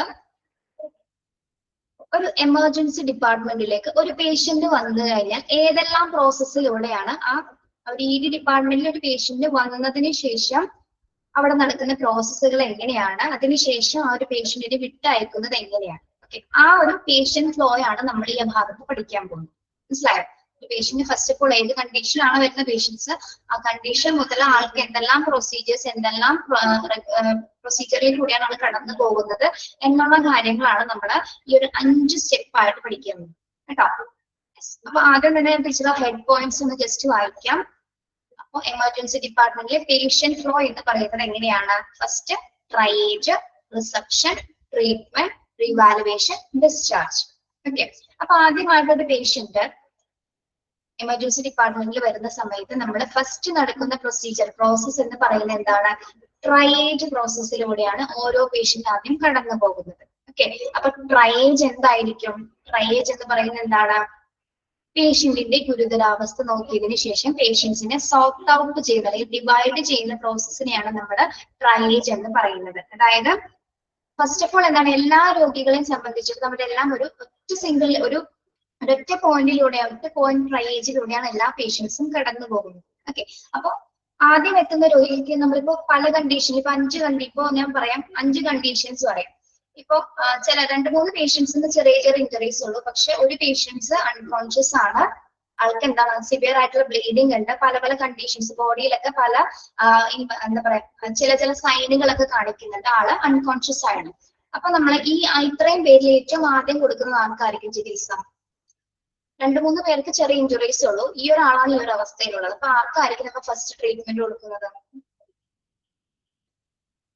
അൺകോൺഷ്യസ് ആയിട്ടുള്ള പേഷ്യൻസിനാണോ സ്റ്റേബിൾ ആയിട്ടുള്ള പേഷ്യൻസിനാണോ? യെസ്. അപ്പൊ എന്താണ്, പേഷ്യന്റിന്റെ സിവിയറിറ്റി നോക്കിയിട്ട് പേഷ്യന്റിനെ ഡിവൈഡ് ചെയ്യുന്ന പ്രോസസ്സിനെയാണ് നമ്മൾ എന്ത് പറയുന്നത്? ട്രയേജ് പ്രോസസ് എന്ന് പറയുന്നത്. ഓക്കെ, മനസ്സിലായോ? പേഷ്യന്റിന്റെ കണ്ടീഷൻ എന്താണ്, അപ്പൊ ആർക്കാണ് ആദ്യം ട്രീറ്റ്മെന്റ് കൊടുക്കേണ്ടത്, സിവിയറിറ്റി നോക്കിയതിനു ശേഷം ആർക്കാണ് ആദ്യം ചികിത്സ നൽകേണ്ടത് എന്നതാണ് നമ്മൾ എന്ത് പറയുന്നത്? ട്രയേജ് പ്രോസസ് എന്ന് പറയുന്നത്. മനസ്സിലാവുന്ന ടീച്ചർ പറയുന്നത്? ഓക്കെ, ട്രയേജിന്റെ എയിം എന്ന് പറയുന്നത് എന്താണ്? സോർട്ട് ഔട്ട് ചെയ്യാൻ. ട്രയേജ് മീൻസ് എന്താ ഉദ്ദേശിക്കുന്നത്? പേഷ്യന്റിനെ സോർട്ട് ഔട്ട് ചെയ്യുന്ന ഒരു പ്രൊസീജിയർ ആണ്, അല്ലെങ്കിൽ പ്രോസസ് ആണ് ഇത് ട്രയേജ് പ്രോസസ് എന്ന് പറയുന്നത്. ഓക്കെ, യെസ്, മനസ്സിലായോ? അതായത് ആർക്കാണോ അടിയന്തര ചികിത്സ ആദ്യം ആവശ്യമായിട്ടുള്ളത് അവരെ തരംതിരിക്കുന്ന പ്രക്രിയയാണ് എന്ത്? ട്രയേജ് പ്രോസസ് എന്ന് പറയുന്നത്. നിങ്ങൾ മറക്കരുത് കേട്ടോ, എല്ലാ ചാപ്റ്റേഴ്സിലും ട്രയേജിനെ കുറിച്ച് പഠിക്കാനുണ്ട്. ഓക്കെ, ക്ലിയർ ആണോ? യെസ്. ഇനി നമുക്ക് സെന്റൻസ് വായിക്കാം. ട്രയേജ്. അപ്പൊ ഫസ്റ്റ് പേഷ്യന്റ് ഒരു എമർജൻസി ഡിപ്പാർട്ട്മെന്റിൽ എത്തുമ്പോൾ ആദ്യത്തെ പ്രോസസ് എന്ന് പറയുന്നത് ട്രയേജ് പ്രോസസ് ആണ് നടക്കുന്നത്. All patient should be triage through A single point. All patient should be triage through A single point. അതായത് എല്ലാ രോഗികളെയും ഒരൊറ്റ പോയിന്റിലൂടെയാണ് നമ്മൾ ട്രയേജ് ചെയ്യേണ്ടത് അല്ലെ. വരുന്ന എല്ലാ രോഗികളും ഒറ്റ പോയിന്റ്. ഇതിന് ഒരുപാട് സമയമൊന്നും എടുക്കാൻ പാടില്ല, എത്രയും പെട്ടെന്ന്. അത് വളരെ നമ്മൾ എന്താ പറയാ സെക്കൻഡുകൾക്കുള്ളിൽ തന്നെ പെട്ടെന്ന് തന്നെ എന്താണ് അവരെ നമുക്ക് ഡിവൈഡ് ചെയ്യാൻ പറ്റുന്ന രീതിയിലായിരിക്കണം തരംതിരിക്കേണ്ടത്. ഓക്കെ. ഇനി ഒരു ട്രയേജിന്റെ എയിം എന്ന് പറയുന്നത് എന്താണ്? Aim of triage is to sort out patient for providing optimum care consistent with their medical need and ensuring efficient utilization of available resources. ട്രയേജിന്റെ പ്രധാന എയിം എന്ന് പറയുന്നത് എന്താണ്? എമർജൻസി കേസുകളിൽ എത്തുന്ന പേഷ്യൻസിൽ ഏറ്റവും ആർക്കാണ് അടിയന്തര ചികിത്സ നമ്മൾ കൊടുക്കേണ്ടത് അല്ലെ, അവർക്ക് എന്തൊക്കെയാണ് ആവശ്യകതകൾ, ഓരോ പേഷ്യൻസിന്റെ ആവശ്യകതകൾ എന്താണെന്ന് നമുക്ക് അവരുടെ കണ്ടീഷൻ കണ്ടു കഴിഞ്ഞാൽ തിരിച്ചറിയാൻ സാധിക്കും അല്ലെ. അപ്പൊ അവരുടെ ആവശ്യകതകൾ എന്താണ്, അതിനാവശ്യത്തിലുള്ള റിസോഴ്സസ് കൊടുത്ത് നമ്മൾ എന്ത് ചെയ്യണം, അവരെ സോർട്ട് ഔട്ട് ചെയ്യുന്ന അല്ലെങ്കിൽ അവർക്ക് വേണ്ട ട്രീറ്റ്മെന്റ് ആരംഭിക്കുന്ന ആദ്യത്തെ സ്റ്റേജ് ആണ് ട്രയേജ് എന്ന് പറയുന്നത്. മനസ്സിലായോ? സിമ്പിൾ ആയിട്ട് പറഞ്ഞാൽ ഗുരുതരാവസ്ഥയിലുള്ള പേഷ്യൻസിന് ആദ്യം തരംതിരിക്കുന്ന പ്രക്രിയയാണ് ട്രയേജ് എന്ന് പറയുന്നത്. ഇനി മറന്നു പോരുന്നത് കാര്യം കേട്ടോ. ക്ലിയർ? ഓക്കെ. അപ്പൊ നമ്മൾ ഫസ്റ്റ് സ്റ്റെപ്പ് എന്ത് ചെയ്തപ്പോ ഒരു പേഷ്യന്റ് ആദ്യം വന്നതാണ് നമ്മൾ ട്രയേജ് ചെയ്തു. ഇനി നെക്സ്റ്റ് പ്രോസസ് എന്താണ്? അടുത്ത പ്രോസസ് എന്താണ്? സെക്കൻഡ് സ്റ്റെപ്പ് എന്ന് പറയുന്നത് റിസപ്ഷൻ അല്ലെ. Reception. Okay. Close operation relationships exist with triage. അതായത് ട്രയേജിന്റെ തൊട്ടടുത്ത് തന്നെ ആയിരിക്കും എന്ത് വരുന്നത്, ടിഡിയുടെ റിസപ്ഷൻ ഉണ്ടായിരുന്നത് അല്ലെ. അതായത് എന്തിനു വേണ്ടിയാണ് തൊട്ടടുത്ത് തന്നെ ആയിരിക്കുന്നത്? ആ പേഷ്യൻസിന്റെ ഡീറ്റെയിൽസ് നമുക്ക് കൃത്യമായിട്ട് പെട്ടെന്ന് തന്നെ തിരിച്ചറിയുന്നതിന്, ഐഡന്റിഫൈ ചെയ്യുന്നതൊക്കെ ഡോക്യുമെന്റ് ചെയ്യുന്നതിന് വേണ്ടി നമ്മൾ റിസപ്ഷൻ ട്രയേജിന്റെ തൊട്ടടുത്ത് തന്നെ ആയിരിക്കുള്ളൂ റിസപ്ഷൻ വരുന്നത്. ഓക്കെ. ഇനി ട്രയേജ് ചെയ്തതിനു ശേഷം പേഷ്യന്റിന് നമ്മൾ എന്ത് ചെയ്യുന്നു? After triage, patient details are recorded by the clerical staff. റിസപ്ഷനിലെ ഒരു ക്ലറിക്കൽ സ്റ്റാഫ് ആയിരിക്കും പേഷ്യൻസിന്റെ കംപ്ലീറ്റ് ഡീറ്റെയിൽസും റെക്കോർഡ് ചെയ്യുന്നത്. അയാളുടെ പേരെന്താണ്, ഏജ് എന്താ, ഏജ് എത്രയാണ് തുടങ്ങിയ ബേസിക് ആയിട്ടുള്ള കാര്യങ്ങൾ മാത്രമേ. കോൺഷ്യസ് ആയിട്ടുള്ള പേഷ്യന്റ് ആണെങ്കിൽ എന്താണ്, അത്യാവശ്യം കാര്യങ്ങൾ നമുക്ക് ചോദിച്ചറിയാൻ പറ്റും. അല്ലെങ്കിൽ കുറച്ചുകൂടി ക്രിട്ടിക്കൽ അല്ലെങ്കിൽ അവരുടെ കൂടെ ആരെങ്കിലും ഉണ്ടെങ്കിൽ എന്താണ്, അവരിൽ നിന്നും നമ്മൾ കംപ്ലീറ്റ് വിവരങ്ങൾ, ആ പേഷ്യന്റിനെ കുറിച്ചുള്ള കംപ്ലീറ്റ് വിവരങ്ങൾ ക്ലറിക്കൽ സ്റ്റാഫ് ആയിരിക്കും റെക്കോർഡ് ചെയ്യുന്നത് കേട്ടോ, ട്രയേജ് പ്രോസസ്സിന് ശേഷം. ഇനി a new medical record is either raised or the old one retrieved. A new medical record is either raised or the old one is retrieved. എന്താണ് മൂന്നാമത്തെ പോയിന്റിൽ പറയുന്നത്? ഇനി ആ ഒരു പേഷ്യന്റ് പുതിയതായിട്ട് വരുന്ന ഒരു പേഷ്യന്റ് ആണെങ്കിൽ അല്ലെങ്കിൽ ന്യൂ പേഷ്യന്റ് ആണെങ്കിൽ എന്താണ്, നമ്മളൊരു ന്യൂ ചാർട്ട് എടുക്കേണ്ടത് അത്യാവശ്യമാണ് അല്ലെ. ഒരു ന്യൂ ചാർട്ട് എടുക്കണം. അല്ലെങ്കിൽ പഴയ പേഷ്യന്റ് ആണെങ്കിലോ അവിടുത്തെ ഒരു പേഷ്യന്റ് ആണെങ്കിൽ എന്താണ്, ആ പഴയ റെക്കോർഡ് നമ്മൾ വീണ്ടെടുത്താൽ മതിയാവും. ഓക്കെ. പുതിയ പേഷ്യന്റ് ആണെങ്കിൽ എന്ത് ചെയ്യണം, പുതിയ ചാർട്ട് നമ്മൾ തയ്യാറാക്കേണ്ടതുണ്ട്. അല്ലെങ്കിൽ ഒരു പഴയ പേഷ്യന്റ് അല്ലെങ്കിൽ അവിടെ ചികിത്സിക്കുന്ന പേഷ്യന്റ് തന്നെയാണെങ്കിൽ എന്താണ്, ചികിത്സ നേടുന്ന ഒരു പേഷ്യന്റ് ആണെങ്കിൽ എന്താണ്, അദ്ദേഹത്തിന്റെ പഴയ റെക്കോർഡ് നമ്മൾ വീണ്ടെടുത്താൽ മതിയാവും. ഓക്കെ. അപ്പൊ ട്രയേജ് എന്ന പ്രോസസ്സിന് ശേഷം രണ്ടാമത് നടക്കുന്ന പ്രക്രിയയാണ് എന്ത്, റിസപ്ഷൻ. റിസപ്ഷൻ എന്ന് പറയുന്നത് ട്രയേജിന്റെ തൊട്ടടുത്ത് തന്നെയായിരിക്കും ഇത് ചെയ്യുന്നത്. ഒരു ക്ലറിക്കൽ സ്റ്റാഫ് ആയിരിക്കും പേഷ്യൻസിന്റെ കംപ്ലീറ്റ് ഡീറ്റെയിൽസും റെക്കോർഡ് ചെയ്യുന്നത്. ഇനി പേഷ്യന്റിന്റെ പുതിയ ചാർട്ട് എടുക്കണമെങ്കിൽ പുതിയത് എടുക്കും നമ്മൾ, അല്ലെങ്കിൽ പഴയ ചാർട്ട് ഉണ്ടെങ്കിൽ എന്താണ്, ആ ഒരു പഴയ ചാർട്ട് നമ്മൾ വീണ്ടെടുക്കുകയും ചെയ്യും. ഓക്കെ. അപ്പോൾ ഇമർജൻസി ഡിപ്പാർട്ട്മെന്റിലെ രണ്ട് പ്രോസസ് ആണ് ഇപ്പൊ നമ്മൾ പറഞ്ഞത്. ഒന്ന് ട്രയേജും സെക്കൻഡ് വൺ എന്താണ്, റിസപ്ഷൻ എന്ന് പറയുന്നത്. ഇനി ഈ ഒരു റിസപ്ഷൻ ഏരിയ കഴിഞ്ഞാൽ നെക്സ്റ്റ് വരുന്ന പ്രോസസ് എന്താണ്? നെക്സ്റ്റ് വരുന്നത് എന്തായിരിക്കും? ഇപ്പൊ പേഷ്യന്റിന്റെ ഡീറ്റെയിൽസ് ഒക്കെ നമ്മൾ എഴുതി കഴിഞ്ഞു അല്ലെ, എടുത്തു കഴിഞ്ഞു, റെക്കോർഡ് ചെയ്ത് കഴിഞ്ഞു. ഇനി നെക്സ്റ്റ് വരുന്നത് എന്താണ്? ട്രീറ്റ്മെന്റ് ആണ് അല്ലെ. എല്ലാവരും PDF കാണുന്നില്ലേ? PDF കാണുന്നില്ലേ പിള്ളേരെ? നെക്സ്റ്റ് ട്രീറ്റ്മെന്റ് ആണ് അല്ലെ. നോക്കാം. Patient may be directed to units, resuscitation area, ശ്രദ്ധിക്കാട്ടോ, resuscitation area, acute treatment area, consultation or fast track area, medical imaging or waiting area, emergency treatment is initiated. ഇനി റിസപ്ഷന്റെ process കഴിഞ്ഞ next വരുന്നത് treatment ആണ്. Treatment എന്ന് പറയുമ്പോൾ എന്തായിരിക്കും, അതായത് പേഷ്യന്റിന്റെ condition അനുസരിച്ചിട്ട്, പേഷ്യന്റിന്റെ condition എന്താണോ അതനുസരിച്ച് നമ്മൾ എങ്ങോട്ട് വിടും, ഈ പറഞ്ഞ ഏരിയാസിലേക്കായിരിക്കും പേഷ്യന്റിനെ നമ്മൾ വിട്ടയക്കുന്നത്. മനസ്സിലായോ? അതായത് പേഷ്യന്റിന്റെ കണ്ടീഷൻ നോക്കിയതിന് ശേഷം ഇപ്പൊ റീസസിറ്റേഷൻ ഏരിയാസിൽ വിടുന്ന പേഷ്യന്റ് ആണെങ്കിൽ അങ്ങോട്ട്, അക്യൂട്ട് ട്രീറ്റ്മെന്റ് ഏരിയാസിലാണെങ്കിൽ അതിലേക്ക്, അല്ലെങ്കിൽ കൺസൾട്ടേഷൻ അല്ലെങ്കിൽ ഫാസ്റ്റ് ട്രാക്ക് ഏരിയാസിലാണെങ്കിൽ പേഷ്യൻസിന് അങ്ങോട്ട്, ഈ മെഡിക്കൽ ഇമാജിൻ ചെയ്യുന്ന കണ്ടീഷൻസ് ആണെങ്കിൽ എക്സ്റേ MRI അല്ലെങ്കിൽ CTO USG ഒക്കെ ചെയ്യണമെന്നാണെങ്കിൽ ആ ഭാഗത്തേക്ക്, അല്ലെങ്കിൽ വേറെ കുഴപ്പമൊന്നുമില്ലെങ്കിൽ ജസ്റ്റ് എന്ത് ചെയ്യും, നമ്മൾ ഒബ്സർവേഷൻ ഏരിയ വെയിറ്റിംഗ് ഏരിയസിലേക്കായിരിക്കും പേഷ്യൻസിനെ മാറ്റുന്നത്. അപ്പൊ പേഷ്യന്റിന്റെ കണ്ടീഷൻ എന്താണോ അതനുസരിച്ചിട്ടായിരിക്കും ഈ പറഞ്ഞ ഏരിയാസിലേക്ക് പേഷ്യന്റിനെ നമ്മള്, അല്ലെങ്കിൽ ഈ പറഞ്ഞ വിഭാഗങ്ങളിലേക്കായിരിക്കും പേഷ്യന്റിനെ നമ്മൾ ഡയറക്ട് ചെയ്യുന്നത്. ഓക്കെ, അതിനുശേഷം അവിടെ എന്ത് ആരംഭിക്കുന്നു, ചികിത്സ ആരംഭിക്കുന്നു. അപ്പൊ ഈ പറഞ്ഞ ഏരിയാസിലേക്ക് വിടുകയും കണ്ടീഷൻ അനുസരിച്ചുള്ള ചികിത്സ ആ ഒരു ടൈമിൽ, ട്രീറ്റ്മെന്റ് ആ ഒരു സമയത്ത് ആരംഭിക്കുകയും ചെയ്യുന്നു. ഓക്കെ, മനസ്സിലായോ പറഞ്ഞത്? ക്ലിയർ? യെസ്. ഓക്കെ, അപ്പൊ നമ്മൾ പേഷ്യന്റിന് ട്രീറ്റ്മെന്റ് കൊടുത്തു. നെക്സ്റ്റ് പ്രോസസ് എന്താണ്? പിള്ളേരെ നോക്കി, നെക്സ്റ്റ് പ്രോസസ് ഒന്ന് നോക്കി വായിക്കൂ. 4th പോയിന്റ് എന്താ പറയുന്നത്? Re-evaluation, അല്ലേ? Re-evaluation. Very good. An ED physician will re-evaluate patient condition after treatment and assess test result, because the result may given them additional insight to the type of treatment patient needed. ഇനി treatment കഴിഞ്ഞതിന് ശേഷം നമ്മൾ next എന്താണ്?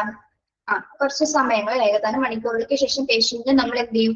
റീഇവാലുവേറ്റ് ചെയ്യും, അല്ലെ? റീഇവാലുവേറ്റ് ചെയ്യാന്ന് പറഞ്ഞാൽ എന്താണ്? ആളുടെ കണ്ടീഷൻ ഇപ്പൊ എങ്ങനെയാണ് വന്നതിൽ നിന്ന് ആൾക്ക് ബെറ്റർ ആയിട്ടുണ്ടോ എന്ന് ചെക്ക് ചെയ്യേണ്ടതല്ലേ? അപ്പൊ അത് ആരാണ് റീഇവാലുവേഷൻ ചെയ്യുന്നത്? ED ഫിസിഷ്യൻ, അല്ലെ? എമർജൻസി ഡിപ്പാർട്ട്മെന്റിലെ ഫിസിഷ്യൻ ആയിരിക്കുള്ളൂ പേഷ്യന്റിനെ റീഇവാലുവേറ്റ് ചെയ്യുന്നത്, ഒബ്സർവ് ചെയ്യുന്നത്. ഓക്കെ, അതായത് നമ്മൾ ആ ട്രീറ്റ്മെന്റിന് കൊടുത്തതിന് ശേഷം പേഷ്യന്റിന്റെ കണ്ടീഷൻസിൽ വ്യത്യാസങ്ങൾ വന്നിട്ടുണ്ടോ, അതിനു മുമ്പ് നമ്മൾ ബാക്കി ടെസ്റ്റ് കാര്യങ്ങളൊക്കെ കണ്ടക്ട് ചെയ്തിട്ടുണ്ടായിരിക്കും. ഇപ്പൊ മെഡിക്കൽ ഇമാജിൻസോ അല്ലെങ്കിൽ ലാബ് ടെസ്റ്റുകൾ എന്തെങ്കിലുമൊക്കെ ചെയ്തിട്ടുണ്ടാവും. അത് ടെസ്റ്റ് റിസൾട്ട് ഒക്കെ നോക്കി ഒന്ന് നമ്മൾ കൃത്യമായിട്ട് ആളെ ഒന്ന് റീവാലുവേറ്റ് ചെയ്യും, അല്ലെ? അതിനുള്ള കണ്ടീഷൻ, ഇപ്പൊ പ്രസന്റ് ആയിട്ടുള്ള കണ്ടീഷൻ എങ്ങനെയാണെന്ന് കൃത്യമായിട്ട് എന്ത് ചെയ്യും? നോക്കിയതിനു ശേഷം ടെസ്റ്റ് റിസൾട്ടുകളെല്ലാം നോക്കിയതിനു ശേഷം ഫർദർ ആയിട്ടുള്ള ട്രീറ്റ്മെന്റ് എന്താണെന്നുള്ളത്, അതായത് പേഷ്യന്റിന് ആ കണ്ടീഷൻ അനുസരിച്ച് ആൾക്ക് എന്ത് ട്രീറ്റ്മെന്റ് ആണോ അവിടെ, അല്ലെങ്കിൽ എന്താണ് ഇതിന് ബാക്കി ആവശ്യമുള്ളത്, അത് അവിടെ സജസ്റ്റ് ചെയ്യുകയും ചെയ്യും. ഓക്കെ, ഏത് ഭാഗത്താണത്? റീവാലുവേഷന്റെ ഭാഗമായിട്ട് ED ഫിസിഷ്യൻ ആയിരിക്കും പേഷ്യന്റിനെ ചെക്ക് ചെയ്യുന്നത്. ഓക്കെ, മനസ്സിലായോ? യെസ്. ഇനി റീവാലുവേഷൻ കഴിഞ്ഞ് എന്താണ്? ഇപ്പൊ ടെസ്റ്റ് ഒക്കെ ചെയ്തു കഴിഞ്ഞു. ഓക്കെ, പേഷ്യന്റ് അത്യാവശ്യം ബെറ്റർ ആയെന്ന് തോന്നുന്നു. നെക്സ്റ്റ് എന്തായിരിക്കും? നോർമലി എന്തായിരിക്കും? ഡിസ്ചാർജ് ആണ്, അല്ലെ? ഓക്കെ, അപ്പൊ 5th പോയിന്റ് എന്താണ്? Discharge. Based on treatment patient to be removed after stabilisation. ട്രീറ്റ്മെന്റിന് ശേഷം പേഷ്യന്റ് സ്റ്റേബിൾ ആയതിനു ശേഷം നമ്മൾ എന്ത് ചെയ്യുന്നു? പേഷ്യന്റ് നമ്മൾ ഡിസ്ചാർജ് ചെയ്യുന്നു. ഓക്കെ, ജസ്റ്റ് വെറുതെ ഡിസ്ചാർജ് മാത്രം ചെയ്താൽ മതിയോ? ബാക്കി എന്തെങ്കിലും പ്രൊസീജിയേഴ്സ് അവിടെ ആവശ്യമാണോ? നോക്കാം എന്തൊക്കെയാണ്. All patients receive return home care instruction to follow when discharged. Okay, നമ്മളിപ്പോ പേഷ്യന്റിന്റെ കണ്ടീഷൻ അനുസരിച്ച് നമ്മൾ എന്ത് ചെയ്യും? ഫോളോ അപ്പ് ഇൻസ്ട്രക്ഷൻസ് അല്ലെങ്കിൽ ഹോം കെയർ ഇൻസ്ട്രക്ഷൻസ് കൊടുക്കുക. വീട്ടിൽ പോയിട്ട് ചെയ്യേണ്ട കാര്യങ്ങൾ നമ്മൾ പേഷ്യൻസിന് പറഞ്ഞു കൊടുക്കും. വലിയ കുഴപ്പമൊന്നുമില്ലാത്ത പേഷ്യന്റ് ആണെങ്കിൽ എന്താണ്, വീട്ടിൽ പോയി ചെയ്യേണ്ട കുറച്ച് കാര്യങ്ങൾ മാത്രമേ ഉണ്ടാവുള്ളൂ. റിട്ടേൺ ഹോം ഇൻസ്ട്രക്ഷൻസ് മാത്രം നമ്മൾ ചൂസ് ചെയ്താൽ മതി, ഹോം കെയർ ഇൻസ്ട്രക്ഷൻസ്. ഇനി ചില പേഷ്യൻസിന്റെ കണ്ടീഷൻ, ഇതെല്ലാം തന്നെ കണ്ടീഷൻ അനുസരിച്ചിട്ടാണ് നമ്മൾ ഡിസ്ചാർജ് ചെയ്യുന്നത്. ഓക്കെ, ഇനി ചില പേഷ്യൻസിന് നമുക്ക് ചിലപ്പോൾ റെഫർ ചെയ്യേണ്ടി വരും, അല്ലെ? റെഫർ ചെയ്യാന്ന് പറഞ്ഞാൽ എന്താണ്? Referral can be made based on facilities of hospitals and patient condition if needed. ചിലപ്പോൾ ചില പേഷ്യന്റിന്റെ കണ്ടീഷൻ അനുസരിച്ച് ചിലപ്പോൾ ആ ഒരു ഹോസ്പിറ്റലിലെ ഫെസിലിറ്റീസ് ചിലപ്പോൾ അതായത് ഫെസിലിറ്റീസ് കുറവുണ്ടാവും. അല്ലെങ്കിൽ ചിലപ്പോൾ എന്താണ്, ആ പേഷ്യന്റിന്റെ കണ്ടീഷൻ എങ്ങനെയാണോ, അല്ലെങ്കിൽ നമ്മൾ ചില ഡോക്ടേഴ്സ് എന്താണ് സ്പെഷ്യലൈസ്ഡ് ആയിട്ടുള്ള കെയറിലേക്ക് ആൾ ട്രാൻസ്ഫർ ചെയ്യാൻ പറയും, ഡോക്ടേഴ്സ് എന്ന് പറയും. അപ്പൊ അതൊക്കെ എന്താണ്, ഇതെല്ലാം ആളുടെ കണ്ടീഷൻ നോക്കിയിട്ട് മാത്രമാണ് നമ്മുടെ പേഷ്യന്റിനെ മറ്റൊരു ഭാഗത്തേക്ക്, മറ്റൊരു ഹോസ്പിറ്റലിലേക്ക് നമ്മൾ സജസ്റ്റ് ചെയ്യുന്നത്, ട്രാൻസ്ഫർ ചെയ്യുന്നത്. ഓക്കെ, ഇതെല്ലാം സെക്കൻഡ് ഓപ്ഷൻസിൽ വരുന്നതാണ് കേട്ടോ. യെസ്. ഇനി ഡോക്ടർ പറയണമെന്നില്ല, ചില പേഷ്യൻസിന്റെ ഫാമിലീസ് തന്നെ എന്താണ് ഇനിഷ്യേറ്റീവ് എടുത്തിട്ട് അവരെ മറ്റൊരു ഹോസ്പിറ്റലിലേക്കും കൊണ്ടുപോകാറുണ്ട്. അതൊക്കെ ഓരോരുത്തരുടെ ഇഷ്ടമാണ്, അല്ലെ? അത് ഓരോരുത്തരുടെ കണ്ടീഷൻ അല്ലെങ്കിൽ കോസ്റ്റ് ഒക്കെ ഓക്കെ ആണെങ്കിൽ, എക്സ്പെൻസ് ഒക്കെ എടുക്കാൻ തയ്യാറാവുന്ന പേഷ്യൻസ് ഒക്കെ ഫാമിലി ഒക്കെ ആണെങ്കിൽ അങ്ങനെ എന്താണ് പെട്ടെന്ന് തന്നെ അവരെ മറ്റൊരു ഹോസ്പിറ്റലിലേക്ക് കൊണ്ടുപോകും. എന്നിരുന്നാൽ പോലും ഒരു ഡോക്ടർ റെഫർ ചെയ്യുന്നതാണ് ഏറ്റവും നല്ലൊരു ഡിസ്ചാർജ് എന്ന് പറയുന്നത് കേട്ടോ. ഡോക്ടർ റെഫർ ചെയ്യുമ്പോഴാണ്, അല്ലെങ്കിൽ ഡോക്ടർ മറ്റൊരു ഹോസ്പിറ്റലിലേക്ക് ട്രാൻസ്ഫർ ചെയ്യുന്നത്, ഇതിന് എന്താണ് കൃത്യമായിട്ടൊരു ഫോർമാറ്റും കാര്യങ്ങളും കറക്റ്റ് പ്രൊസീജിയറിലായിരിക്കുള്ള റെഫറൽ ഫോംസ് നടക്കുന്നത്.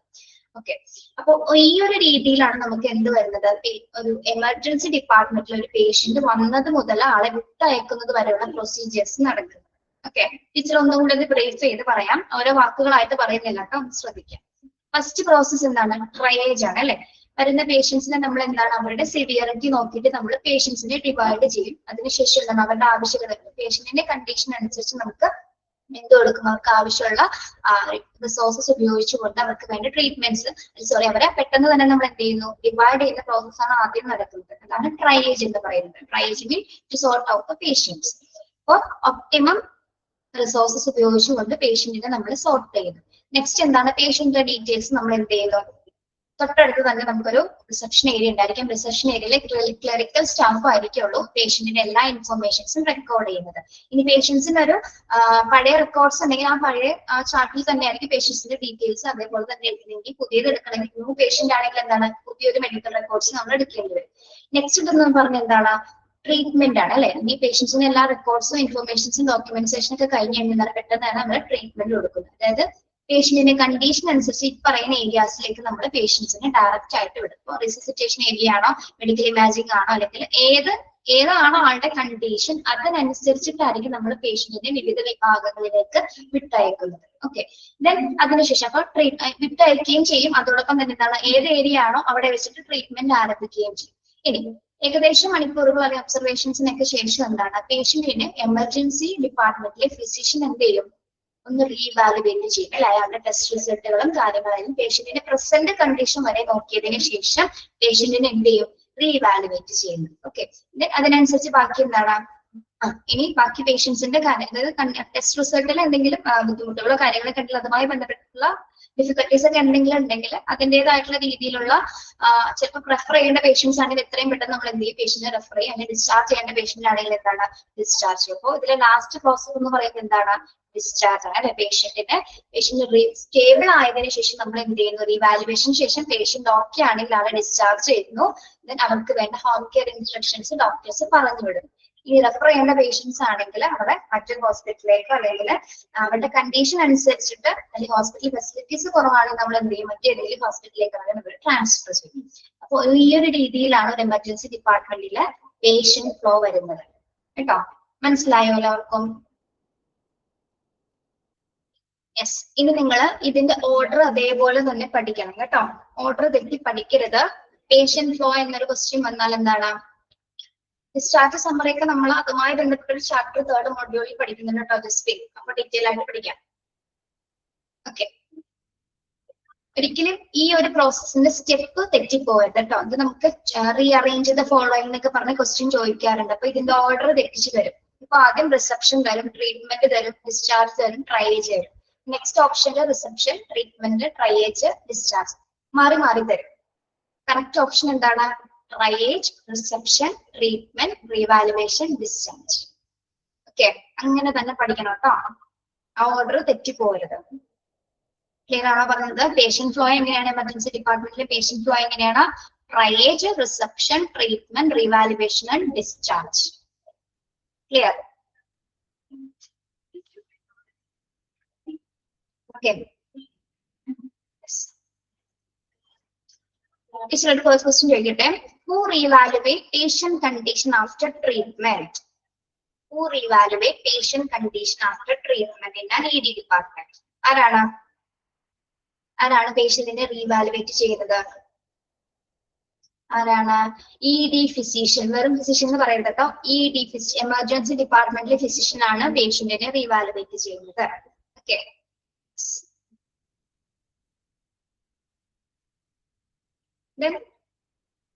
ട്രയേജ് പ്രോസസ്സിന് ശേഷം പേഷ്യൻസിന്റെ കംപ്ലീറ്റ് ഇൻഫോർമേഷൻസ് റെക്കോർഡ് ചെയ്യുന്നത് ആരാണ്? ട്രയേജ് പ്രോസസ്സിന് ശേഷം പേഷ്യന്റിന്റെ കംപ്ലീറ്റ് ഇൻഫോർമേഷൻസ് റെക്കോർഡ് ചെയ്യുന്നത് ആരാണ് റെക്കോർഡ് ചെയ്യുന്നത്? ക്ലറിക്കൽ സ്റ്റാഫ് ആണ് അല്ലെ. Clerical staff. റിസപ്ഷൻ ആണ്. ഓക്കെ, അതിൽ ആരാണ് ചെയ്യുന്നത്? റിസപ്ഷനില് ക്ലറിക്കൽ സ്റ്റാഫ് ആണ് പേഷ്യൻസിന്റെ ഓൾ ഡീറ്റെയിൽസ് റെക്കോർഡ് ചെയ്യുന്നത്. ഓക്കെ, ഇനി നമ്മള് പേഷ്യന്റിന്റെ റിസപ്ഷന് ശേഷം നെക്സ്റ്റ് ഏതെല്ലാം ട്രീറ്റ്മെന്റ് ഏരിയാസിലേക്കായിരിക്കും പേഷ്യന്റിനെ നമ്മൾ റെഫർ ചെയ്യുന്നത്? ഏതെല്ലാം ട്രീറ്റ്മെന്റ് ഏരിയാസിലേക്കായിരിക്കും പേഷ്യന്റിനെ നമ്മൾ ഡയറക്ട് ചെയ്യുന്നത്? ടൈപ്പ് ചെയ്യേണ്ട, ടീച്ചർ പറഞ്ഞോളാം. കുറെ ടൈപ്പ് ചെയ്യണം, വേണ്ട. ഇതൊക്കെ വരും. റീസസിറ്റേഷൻ ഏരിയ വരും, acute treatment area, consultation area, medical imaging, waiting area. അപ്പോൾ കണ്ടീഷൻ അനുസരിച്ച് ഈ പറഞ്ഞ ഏരിയാസിലേക്ക് നമ്മൾ പേഷ്യന്റിനെ വിട്ടയക്കും. ഓക്കെ, ദെൻ പേഷ്യന്റ് ഫ്ലോയിൽ, ഒരു എമർജൻസി ഡിപ്പാർട്ട്മെന്റ് പേഷ്യന്റ് ഫ്ലോയിൽ ഏറ്റവും അവസാന സ്റ്റേജ് ഏതാണ്? ഏറ്റവും ലാസ്റ്റ് സ്റ്റേജ് ഏതാണ്? ഏറ്റവും ലാസ്റ്റ് സ്റ്റേജ് ഏതാണ്? Discharge. Very good. Okay okay.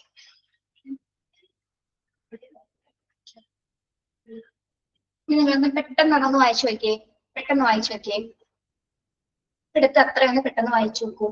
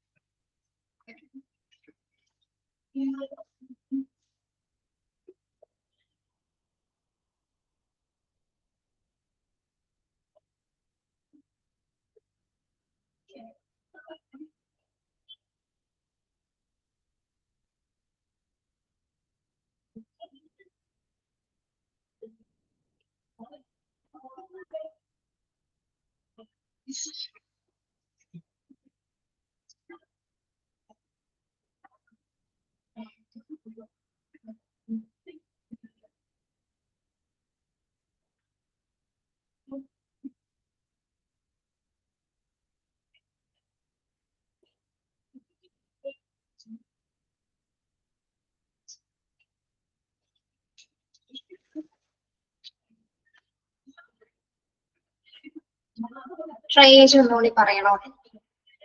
Okay. ആരാണോ അത് ചോദിച്ചത്? പേര് പറഞ്ഞേ.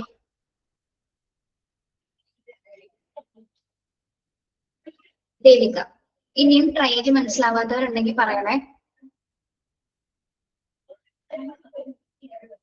ഇടോ, ഒരു എമർജൻസി ഡിപ്പാർട്ട്മെന്റിലെ കുറെ പേഷ്യൻസ് വരുന്നതെന്ന് വിചാരിക്കാം. പലർക്കും പല കണ്ടീഷൻസിലാണ് അല്ലെ. അതിൽ ഒരു പേഷ്യൻസിനാണ് ഏറ്റവും ക്രിട്ടിക്കൽ ആയിട്ടൊരു അവസ്ഥയുള്ളത്. ഓക്കെ. അപ്പൊ നമ്മൾ ആദ്യം തന്നെ ഇത്രയും വരുന്ന പേഷ്യൻസ് നമ്മൾ എന്ത് ചെയ്യും? എല്ലാവരെയും നമ്മൾ നോക്കും. പക്ഷെ ആദ്യം നമ്മൾ ട്രീറ്റ്മെന്റ് കൊടുക്കുന്ന ആർക്കായിരിക്കും ട്രീറ്റ്മെന്റ് കൊടുക്കുന്നത്? ദേവിക. ക്രിട്ടിക്കലി ഇഞ്ചേർഡ് ആയിട്ടുള്ള പേഷ്യന്റിനാണോ ബാക്കി നോർമൽ ആയിട്ടുള്ള പേഷ്യൻസിനായിരിക്കും കൊടുക്കുന്നത്? എമർജൻസി ആയിട്ട് വരുന്ന പേഷ്യന്റിനായിരിക്കും കൊടുക്കുന്നത് അല്ലെ. ഓക്കെ. അതായത് ഗുരുതരാവസ്ഥയിലുള്ള രോഗിക്ക് നമ്മൾ ആദ്യം ചികിത്സ നൽകുന്ന പ്രക്രിയയാണ് എന്ത്? സോർട്ട് ഔട്ട് എന്ന് പറയുന്നത്, അല്ലെങ്കിൽ ട്രയേജ് എന്ന് പറയുന്നത്. ഓക്കെ. ഇത്തരം പേഷ്യൻസിനെ നമ്മൾ എന്ത് ചെയ്യുന്നു? വരുന്ന പേഷ്യൻസിൽ ഏറ്റവും അടിയന്തര ചികിത്സ കൊടുക്കേണ്ടത് ആർക്കാണ്? അവർക്കാണ് പ്രയോറിറ്റി കൊടുത്തിട്ട്. ഇവിടെ നമ്മൾ പ്രയോറിറ്റിയുടെ അടിസ്ഥാനത്തിൽ പേഷ്യന്റിന്റെ സിവിയറിറ്റി നോക്കിയിട്ട് പേഷ്യന്റിന് ആദ്യം ചികിത്സ നൽകുന്ന പ്രോസസ് ആണ് എന്ത്? ട്രയേജ് എന്ന് പറയുന്നത്. ഇവിടെ നമ്മൾ പേഷ്യന്റിനെ സോർട്ട് ഔട്ട് ചെയ്യണം, അല്ലെങ്കിൽ ഡിവൈഡ് ചെയ്യാണ് അല്ലെ. 5-6 പേഷ്യൻസ് ഉണ്ടെങ്കിൽ 5-6 പേഷ്യൻസിൽ ഏറ്റവും കണ്ടീഷൻ മോശമുള്ള പേഷ്യന്റിനായിരിക്കും ആദ്യം നമ്മൾ എല്ലാ റിസോഴ്സസ് ഉപയോഗിച്ചുകൊണ്ട് ചികിത്സ കൊടുക്കുന്നത് കേട്ടോ.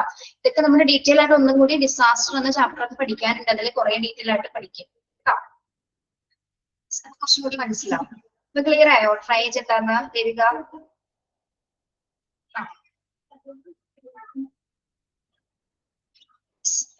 പേഷ്യന്റ് ഫ്ലോ എല്ലാവർക്കും ഓക്കെ ആണല്ലോ? Patient flow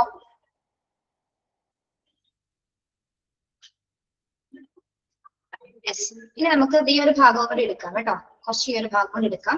emergency ഡിപ്പാർട്ട്മെന്റിലെ work force ആരൊക്കെയാണ് കേട്ടോ? എമർജൻസി ഡിപ്പാർട്ട്മെന്റിലെ വർക്ക് ഫോഴ്സുകൾ ആരൊക്കെയായിരിക്കും? ഒന്ന്, ഒരു CMO ഉണ്ടായിരിക്കും, കാഷ്വാലിറ്റി മെഡിക്കൽ ഓഫീസർ. ഓക്കെ. നമ്മൾ അതിനെ ഷോർട്ട് ഫോമിൽ പറയുന്നതാണ് എന്ത്? CMO, casualty medical officer. Then അപ്പൊ എമർജൻസി ഡിപ്പാർട്ട്മെന്റ് പ്രധാന വർക്ക് ഫോഴ്സിൽ പറഞ്ഞ പ്രധാന വ്യക്തിയാണ് ആരാ? കാഷ്വാലിറ്റി മെഡിക്കൽ ഓഫീസർ അഥവാ CMO എന്ന് പറയുന്നത്. പിന്നെ ആരൊക്കെ ഉണ്ടാവും? Consultant should be available. Consultants ഉദ്ദേശിക്കുന്ന ആരെയാണ്? കൺസൾട്ടൻസ്. ആരാണ് കൺസൾട്ടൻസ്? ആരാണ് പിള്ളേരെ? പറയൂ. ക്വാളിഫൈഡ് ആയിട്ടുള്ള ഡോക്ടേഴ്സ് ആണ് കേട്ടോ. ക്വാളിഫൈഡ് ആയിട്ടുള്ള എല്ലാ ഡോക്ടേഴ്സും ഈ എമർജൻസി വർക്ക് ഫോഴ്സസിൽ ഉണ്ടായിരിക്കും. ഓക്കെ. സ്കിൽഫുൾ ആയിട്ടുള്ള ഡോക്ടേഴ്സ് ഉണ്ടായിരിക്കും. നെക്സ്റ്റ്, രജിസ്റ്റേർഡ് നഴ്സും എമർജൻസി മെഡിക്കൽ ടെക്നീഷ്യനും ഉണ്ടാവും. ആരാണ് രജിസ്റ്റേർഡ് നഴ്സ് എന്ന് പറയുന്നത്? RN മീൻസ് രജിസ്റ്റേർഡ് നഴ്സ് ആണ് കേട്ടോ. RN ആരാണ്? Registered nurse. അതായത് ഓതറൈസ്ഡ് ആയിട്ടുള്ള ഹെൽത്ത് പ്രൊഫഷണൽസ് ആണ് ആര്? RN അല്ലെങ്കിൽ രജിസ്റ്റേർഡ് നഴ്സ് എന്ന് പറയുന്നത്. അപ്പൊ RNന്റെ എക്സ്പാൻഷൻ ആണ് ടീച്ചർ പറഞ്ഞത്, രജിസ്റ്റേർഡ് നഴ്സ്. അറിയാത്തവരെ നോട്ട് ചെയ്യാം കേട്ടോ. രജിസ്റ്റേർഡ് നഴ്സ് ഇവര് ഓതറൈസ്ഡ് ആയിട്ടുള്ള ഹെൽത്ത് പ്രൊഫഷണൽസ് ആണ് ആര്? രജിസ്റ്റേർഡ് നഴ്സ് എന്ന് പറയുന്നത്. PG ഒക്കെ കഴിഞ്ഞ് ക്വാളിഫൈഡ് ആയിട്ടുള്ളവരായിരിക്കും ആര്? രജിസ്റ്റേർഡ് നഴ്സ് എന്ന് പറയുന്നത് കേട്ടോ.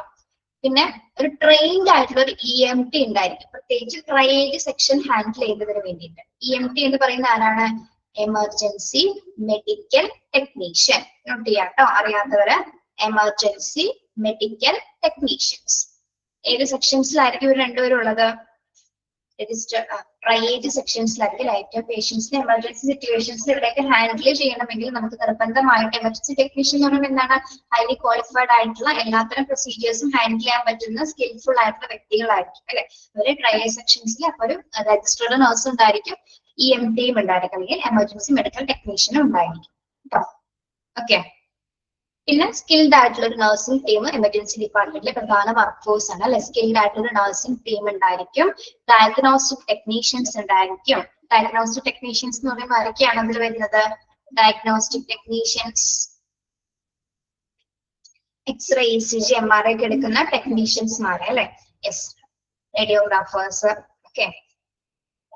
ഒരു ഡയഗ്നോസ്റ്റിക് ടെക്നീഷ്യൻ ടീം ഉണ്ടാവും. പിന്നെ patient care assistant and executive. Patient care അസിസ്റ്റൻസും എക്സിക്യൂട്ടീവും ആരൊക്കെയാണ്? എമർജൻസി ഡിപ്പാർട്ട്മെന്റ് വർക്കേഴ്സ് പ്രധാന വർക്ക് ഫോഴ്സിൽ വരുന്നതാണ് കേട്ടോ. പേഷ്യൻസിനെ കെയർ ചെയ്യാനും അസിസ്റ്റ് ചെയ്യുന്നതിന് വേണ്ടിയിട്ടുള്ള പേഷ്യന്റ് കെയർ ആക്ടിവിറ്റീസിൽ ഹാൻഡിൽ ചെയ്യുന്ന വർക്കേഴ്സ് ഉണ്ടായിരിക്കും കേട്ടോ.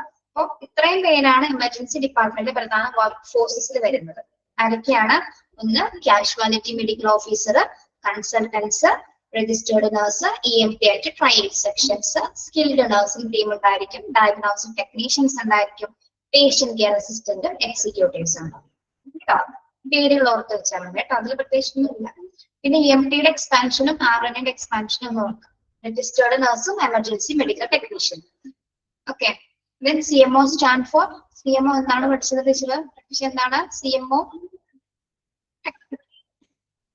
കാഷ്വാലിറ്റി മെഡിക്കൽ ഓഫീസർ കേട്ടോ. ഓക്കെ. യെസ്, അവിടെ വരെ എടുക്കുന്നുള്ളൂ കേട്ടോ.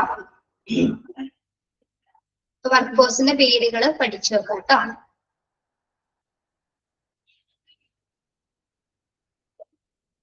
ഓക്കെ. ഇതുവരെ പറഞ്ഞതെല്ലാം മനസ്സിലായോ?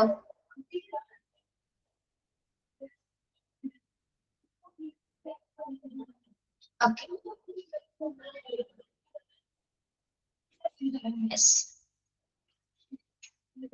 എല്ലാവരും ടെക്സ്റ്റ് കിട്ടാത്തവര് ടെക്സ്റ്റ് നിർബന്ധമായിട്ട് വാങ്ങിക്കണം കേട്ടോ. ഓക്കെ. അപ്പൊ മോക്ക് ടെസ്റ്റ് നന്നായിട്ട് അറ്റൻഡ് ചെയ്യാം. മോക്ക് ടെസ്റ്റ് എഴുതിയെടുത്തോ? കഴിഞ്ഞ ദിവസം എഴുതിയെടുത്തോ? നോട്ട്ബുക്കിലേക്ക് എഴുതിയെടുത്തോ?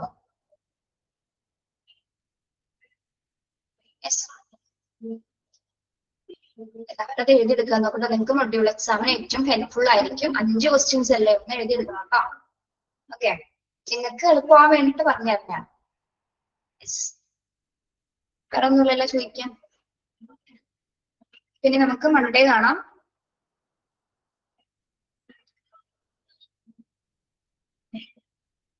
ഷൈല, അസീർ, റീസസിറ്റേഷൻ ഏരിയ മനസ്സിലായില്ലേടോ? ഇന്നലത്തെ ടീച്ചറിന്റെ ക്ലാസ്സിന്റെ മോക്ക് ടെസ്റ്റ് ഇന്ന് വരും കേട്ടോ. ഇന്നലെ എപ്പോഴാണ് ഇന്നലെ വന്നത്? മിസ്സിന്റെ ക്ലാസ്സിന്റെ എപ്പോഴാണ്? ഇന്നലെ ഉച്ചയ്ക്കായിട്ട് വന്നിട്ടുണ്ടാവും അല്ലെ? ഉച്ചയ്ക്ക് വരും. ഓക്കെ. അപ്പൊ ഇന്നത്തെ നമ്മുടെ ക്ലാസ്സിന് നാളെ നിങ്ങൾക്ക് ഗൂഗിൾ ക്ലാസ് റൂമിൽ വരും കേട്ടോ. ചിലപ്പോ എന്തെങ്കിലും ടെക്നിക്കൽ, ഇന്നലെ ഇവിടെ നമുക്ക് കറണ്ടിനൊക്കെ കുറച്ച് ഇഷ്യൂസ് ഉണ്ടായിരുന്നു, അപ്പൊ അതുകൊണ്ടായിരിക്കും ചിലപ്പോൾ വൈകിയത് കേട്ടോ. പേഷ്യന്റ് കെയർ എക്സിക്യൂട്ടീവ് എന്ന് പറഞ്ഞാൽ ആരായിരിക്കും? അല്ലെങ്കിൽ പേഷ്യന്റ് അസിസ്റ്റന്റ് ആരായിരിക്കുമല്ലോ? ആ പേര് കേട്ടാൽ തന്നെ മനസ്സിലാവലോ. ആരായിരിക്കും പേഷ്യന്റ് കെയർ അസിസ്റ്റന്റ് എന്ന് പറയുന്നത്?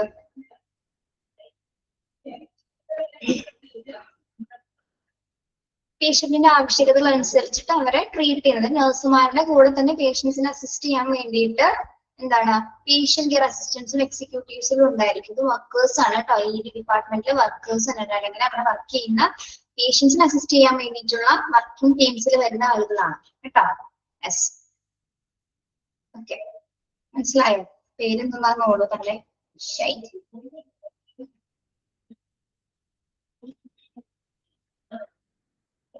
പേഷ്യന്റ് ആവശ്യകതകൾ അനുസരിച്ചിട്ട് ഇപ്പൊ എല്ലാ കാര്യങ്ങളും നഴ്സുമാരും ഡോക്ടേഴ്സും ആയിരിക്കില്ല ചെയ്തു കൊടുക്കുന്നത് അല്ലെ.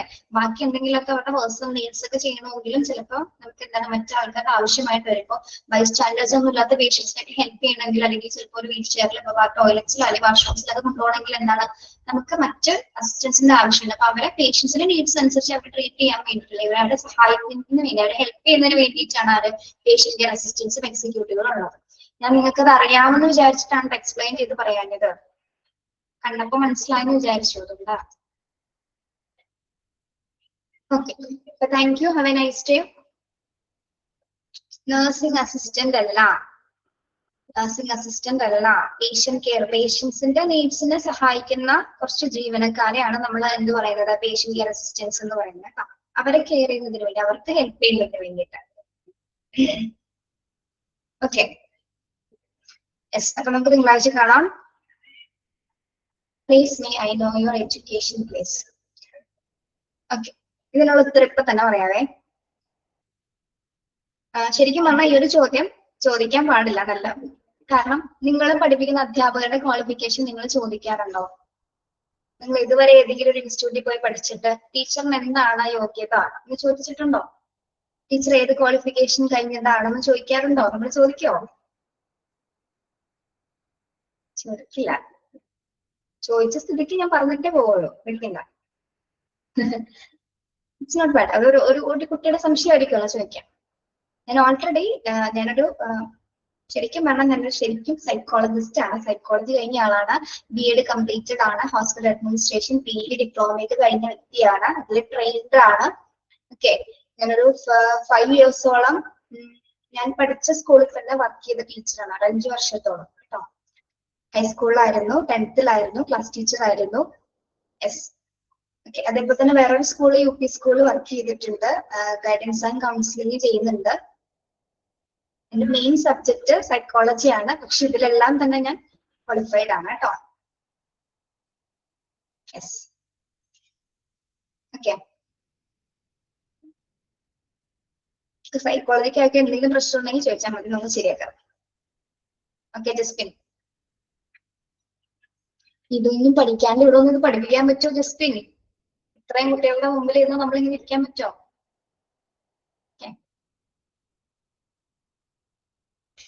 ഇഷ്ടപ്പെട്ട് പഠിച്ച ടീച്ചറായ ഒരു വ്യക്തിയാണ് കേട്ടോ ജസ്പിൻ ഞാൻ. ഓക്കെ, വേറെ എന്തെങ്കിലും ചോദിക്കാണ്ടോ? അനന്യം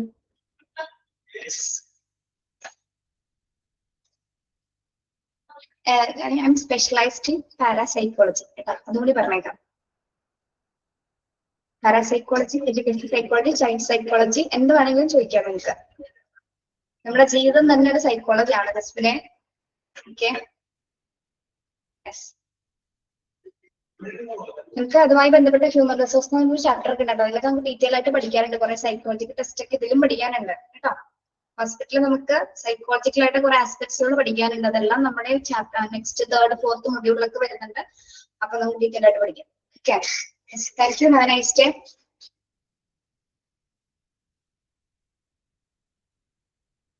എന്താ പിള്ളേരെ മിണ്ടാതിരിക്കുന്നേ? അപ്പൊ ഞാൻ പറയണമെന്ന് ഓർത്തേനെ കേട്ടോ. ഈ പിള്ളേരെ എന്ന് വിളിക്കുന്നത് എന്താണെന്ന് അറിയോ? ഞാൻ പറഞ്ഞില്ലേ ടീച്ചർ ഒരു 5 years സ്കൂളിൽ വർക്ക് ചെയ്തിരുന്നു.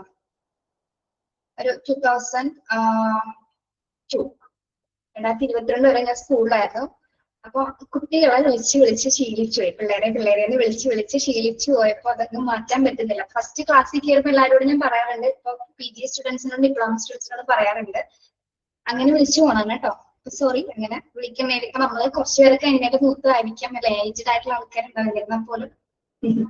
ഓക്കെ, യെസ്, അതൊന്ന് വിളിക്കണം കേട്ടോ. പിന്നെ ഇവിടെ നമുക്ക് മോണ്ടിസോറി ടീച്ചിങ് കോഴ്സ് ഉണ്ട്, MTTC എന്ന് പറയുന്നത്. നമ്മുടെ ഇവിടെ സ്മാർട്ട് സ്ട്രീറ്റിലുണ്ട്. ഇവിടെ ഒരു 22ാമത്തെ ബാച്ച് ആയിട്ടുണ്ട്. ടീച്ചർ 5th ബാച്ച് കൂടി നമ്മുടെ സൈക്കോളജി എടുക്കുന്നുണ്ട് MTയിൽ കേട്ടോ. MT എന്ന് പറയുന്നത് മോണ്ടിസോറിയുടെ ഷോർട്ട് ആയിട്ട് പറയുന്നത്. Okay, yes. Okay, thank you. Have a nice day. ശരി.